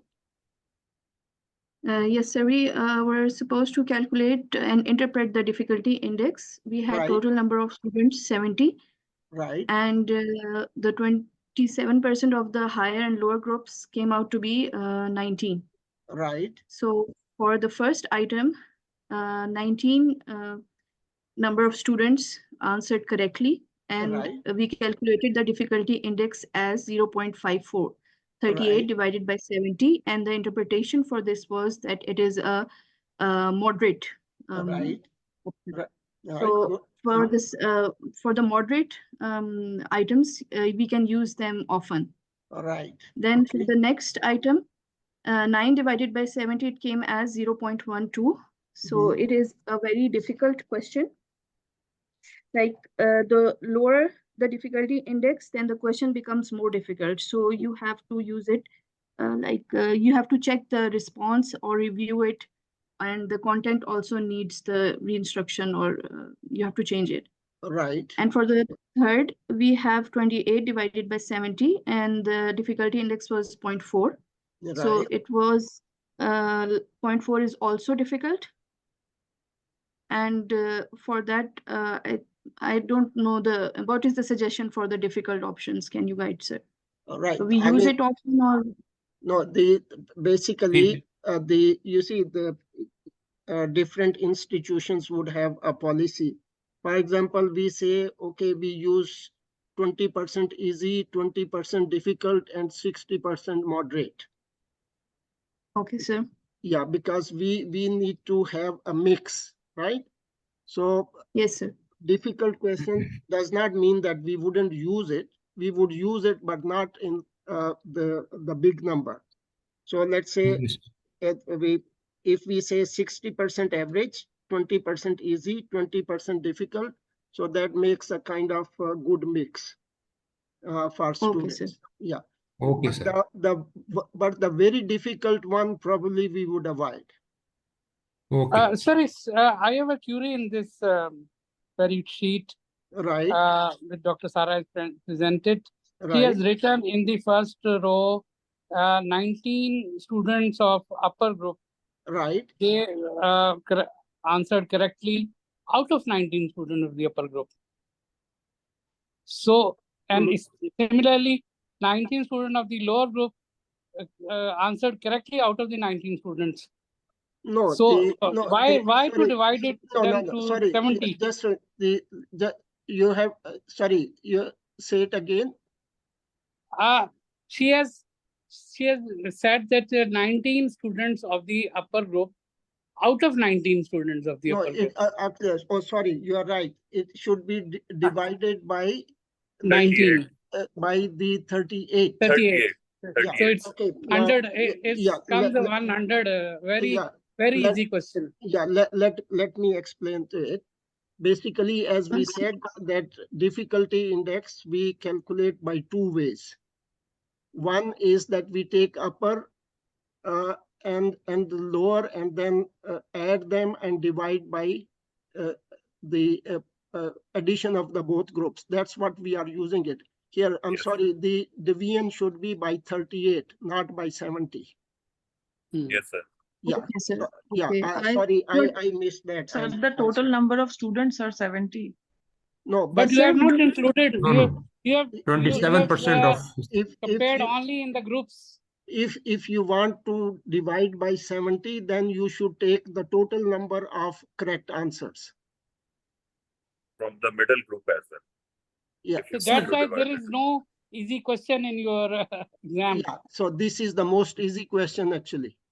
Actually, But sir, Okay. the calculation, as per the calculation, she is right, sir. Very right. No, she's not. No, sir. No, it's the division here should be by 38, not by 70. Yes. No, yes. sir, but the formula for difficulty index is, sir, the number of the correct students with correct response divided by total number of the examined tested. Total number of students. Times 100. Prof. Times 100. Let me explain it again. There are two ways. Sir, we have the same table. If you allow, we can share. If you want to divide by the total number, then you should have total responses as well. But here you are having upper group and lower group. So upper group and lower group, you cannot divide by the overall. You can divide by adding upper and lower group. So, sir, here, sir, I just want to say, sorry, sir, you just said total correct responses. Total, come to the column row 1, number 1, first row. 30, the total correct response is 38, right, sir? That total is both only related to NH and NL. It's not total of, because you see 19 plus 19 is 38. But then the headline should be corrected. I mean, it's not total correct responses. Yeah, maybe. Yeah. It's basically here we can write in upper NH plus NL. Yeah. Yes, yes, Okay, yes, Yes. yes. So we use the formula then actually. Yeah, basically, Okay, yes. Yeah, there might be some confusion, but as I said, there are two ways. If you want to divide by total number of students, then we would have total passes as well. Yes.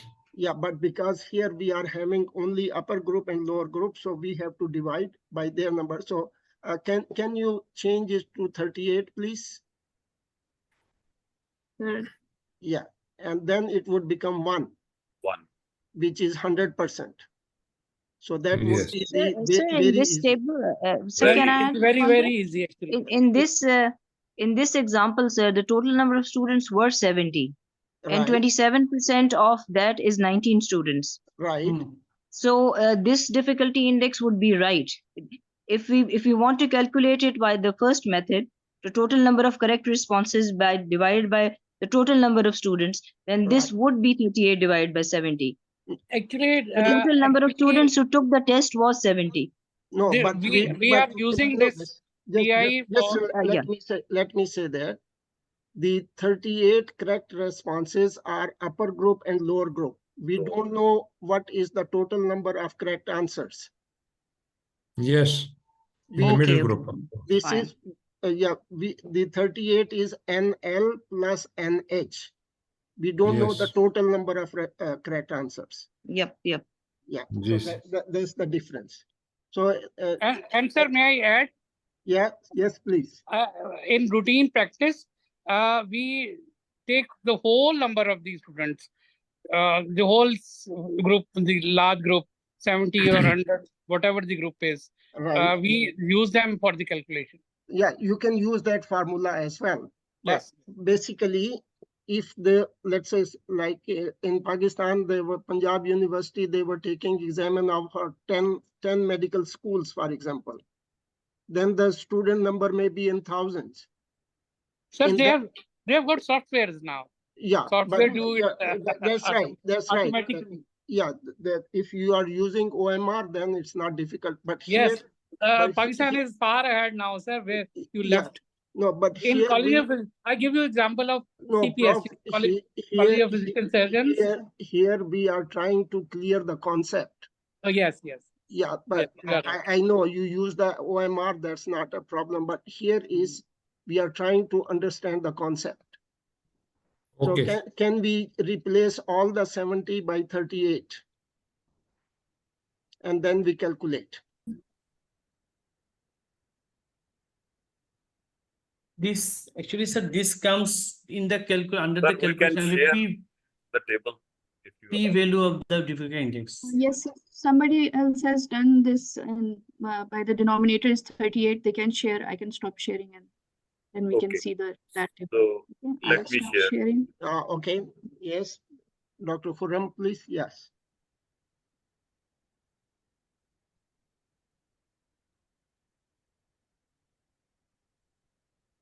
Is it visible? Yes. Yeah, that's right. That's right. Yeah. So, can you explain, please? Yes, sir. Sir, basically, we did the task with the difficulty index. It is the proportion of the students who gave the correct answers, basically.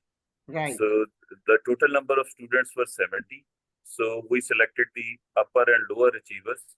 And by taking this 27%, they comes 19 in each group. So high achievers were 19 and low achievers were 19. So the correct responses were 38.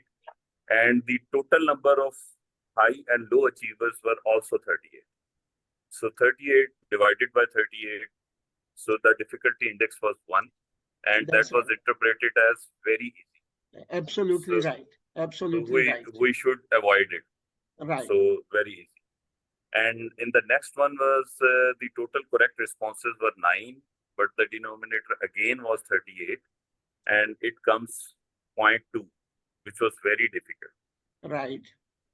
And in the third scenario, we were having the correct responses 28 divided by 38, the total number of low and high achievers, that comes 0.7. Right. So it was easy, right. according to our interpretation. So the easy one should be used sparingly as per the interpretation. Absolutely right. And the next one was the fourth item was having the 19 divided by 38, and it comes 0.5, which is average. So it should be frequently used in our. Right. Right. And coming to the next one. Average or moderate? Average or moderate. Sorry. Thank you for adding. And the fifth item was 16 divided by 38.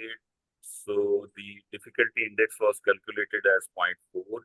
So the interpretation is difficult. So it has no usage written in the interpretation table. So we call it as difficult or moderate, 0.40. It is, I think, average or moderate. Moderate, of course. Yeah, that's 40%. Yes. Yes.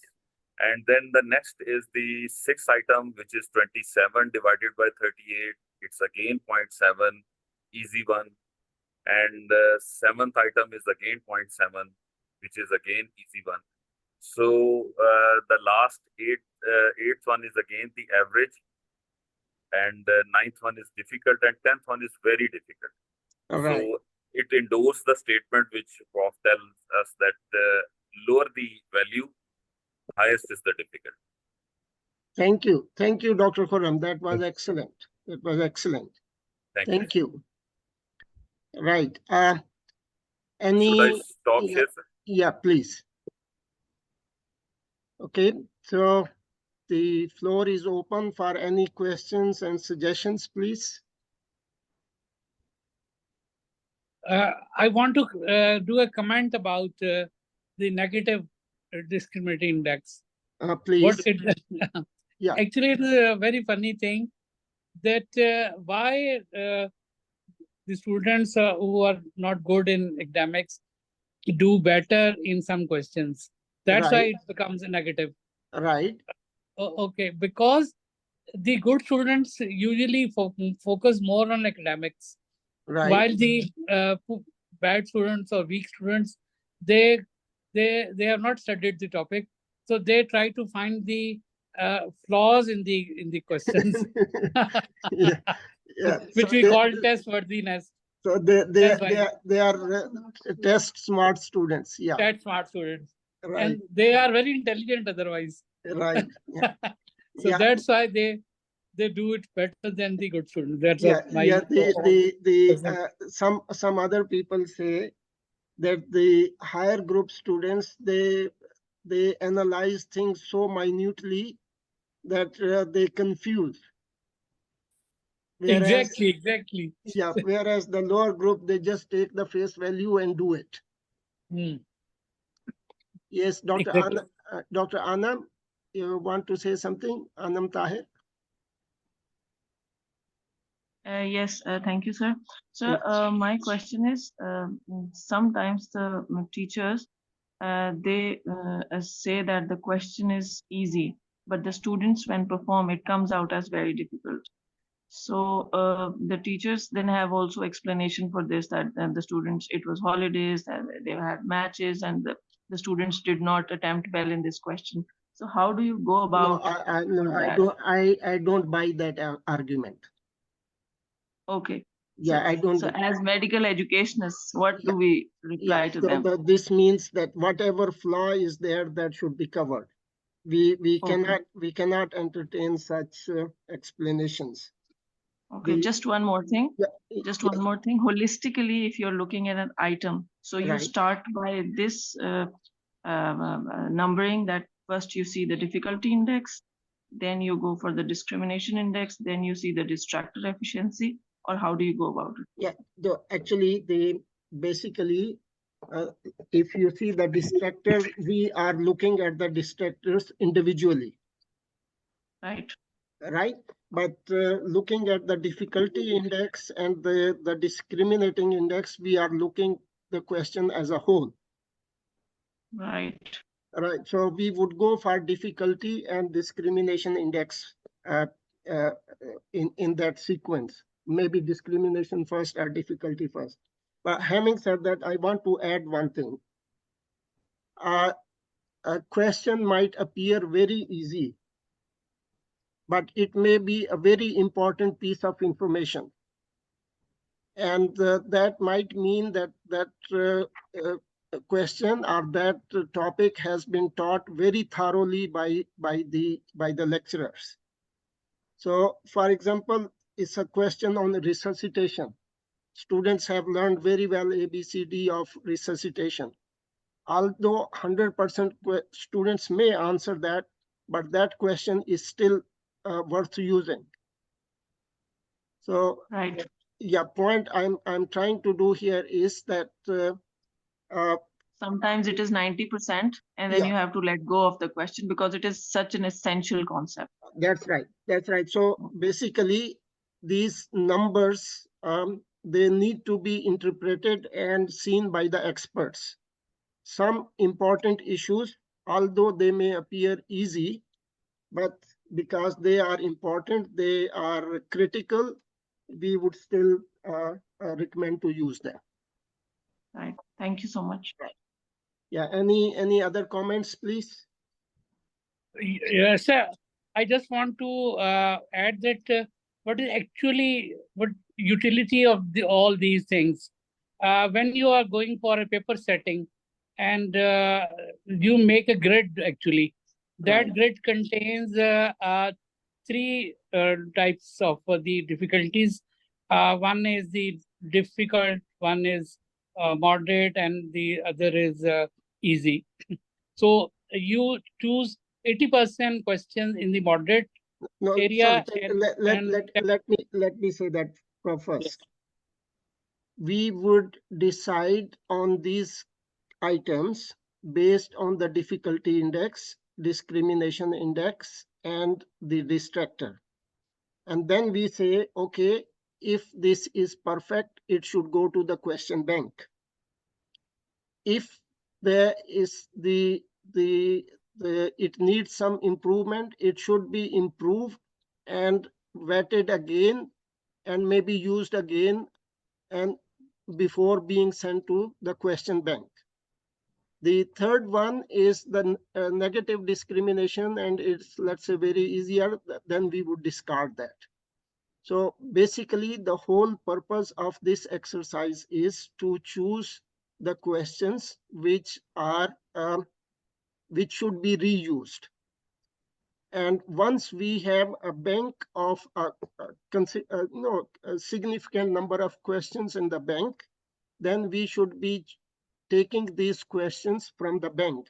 Some people say that even the more than half of the questions should be coming from the question bank because those questions have been tested and they have been found useful. So we can trust on those questions. While of course we would keep on adding the new questions. So that is actually the whole purpose of this exercise. That's number one. Number two, at the end of the question exam, before you formulate the result, you might select some questions which were not worth using based on the result. So you may want to eliminate those questions from the exam before finalizing the result. Obviously, it depends upon the policy of the institution. So these are two major uses of this exercise.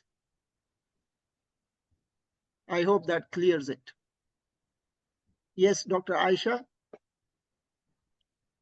Sir, I just wanted to share our own experience since there were some comments about how it is to be utilized. So we Right. use these item analysis reports as part of our post hoc review meeting that we have after all summative assessments. Right. And in that, the Department of Medical Education, the one person from the examination department and the concerned faculty are there where and before that meeting, 2 weeks prior to that, the reports are sent to the departments in which the areas which need to be reviewed are highlighted. For example, negative discriminations and poor discrimination items or distractor analysis where we see discrepancy, that is highlighted. And then when we sit, we discuss the report and we choose the items that need to be actually now looked at and reviewed for the structure of the item, for the reason why it did not behave the way it was perceived to behave. So we look at the blueprint, we look at the what happened in the class. So the entire chain of events that needs to follow that. And from that meeting, we also choose the items that need to be discussed with the students. For example, if there's a discrepancy in the perceived difficulty of the author of the item and how the difficulty index was after the assessment, then that item is discussed in the class with the students, that why they felt that this was not the answer and what went wrong. So that's how we utilize it. And then from that, we choose which one need to go to the bank as it is and which are the ones that need to be revised. Thank you, Dr. Asha. I think that's wonderful. Just one question. Have you ever decided to eliminate some of the questions before finalizing the result? You might find that one question was not really worth using. Yes. Have you done that? Yeah. We have done that, sir, in when a few questions in which the discrimination was negative, and we found out that the key was entered wrong. So that was excluded. That was definitely had to be excluded from the result. Right. Yeah. Or otherwise you can correct the master key and run it again if you want. Right. Any other comments or questions? I think at least I enjoyed this whole session very well. I had a good discussion and conversation with all of you. And it was very kind of you, all of you, to join us in this session. And we hope to see you again in some sessions. We will be sharing the video recording of this session with you all, but it would take a little time before we process and edit it and share with you. Please,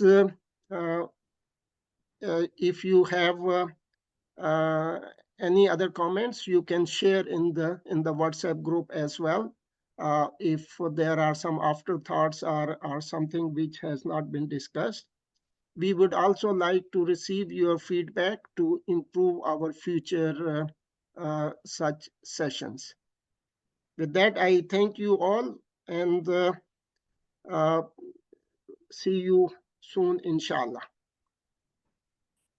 Thank you. Thank you so much, sir. Thank you. Thank you, sir. Assalamu alaikum. Thank you, sir. Wa alaikum assalam. Thank you, sir. Thank you. Thank you very much. Thank you, sir. Thank you. Thank you, sir. Thank you very much, everybody. Thank you, sir. Thank you, sir. Thank you, sir. Thank you, sir.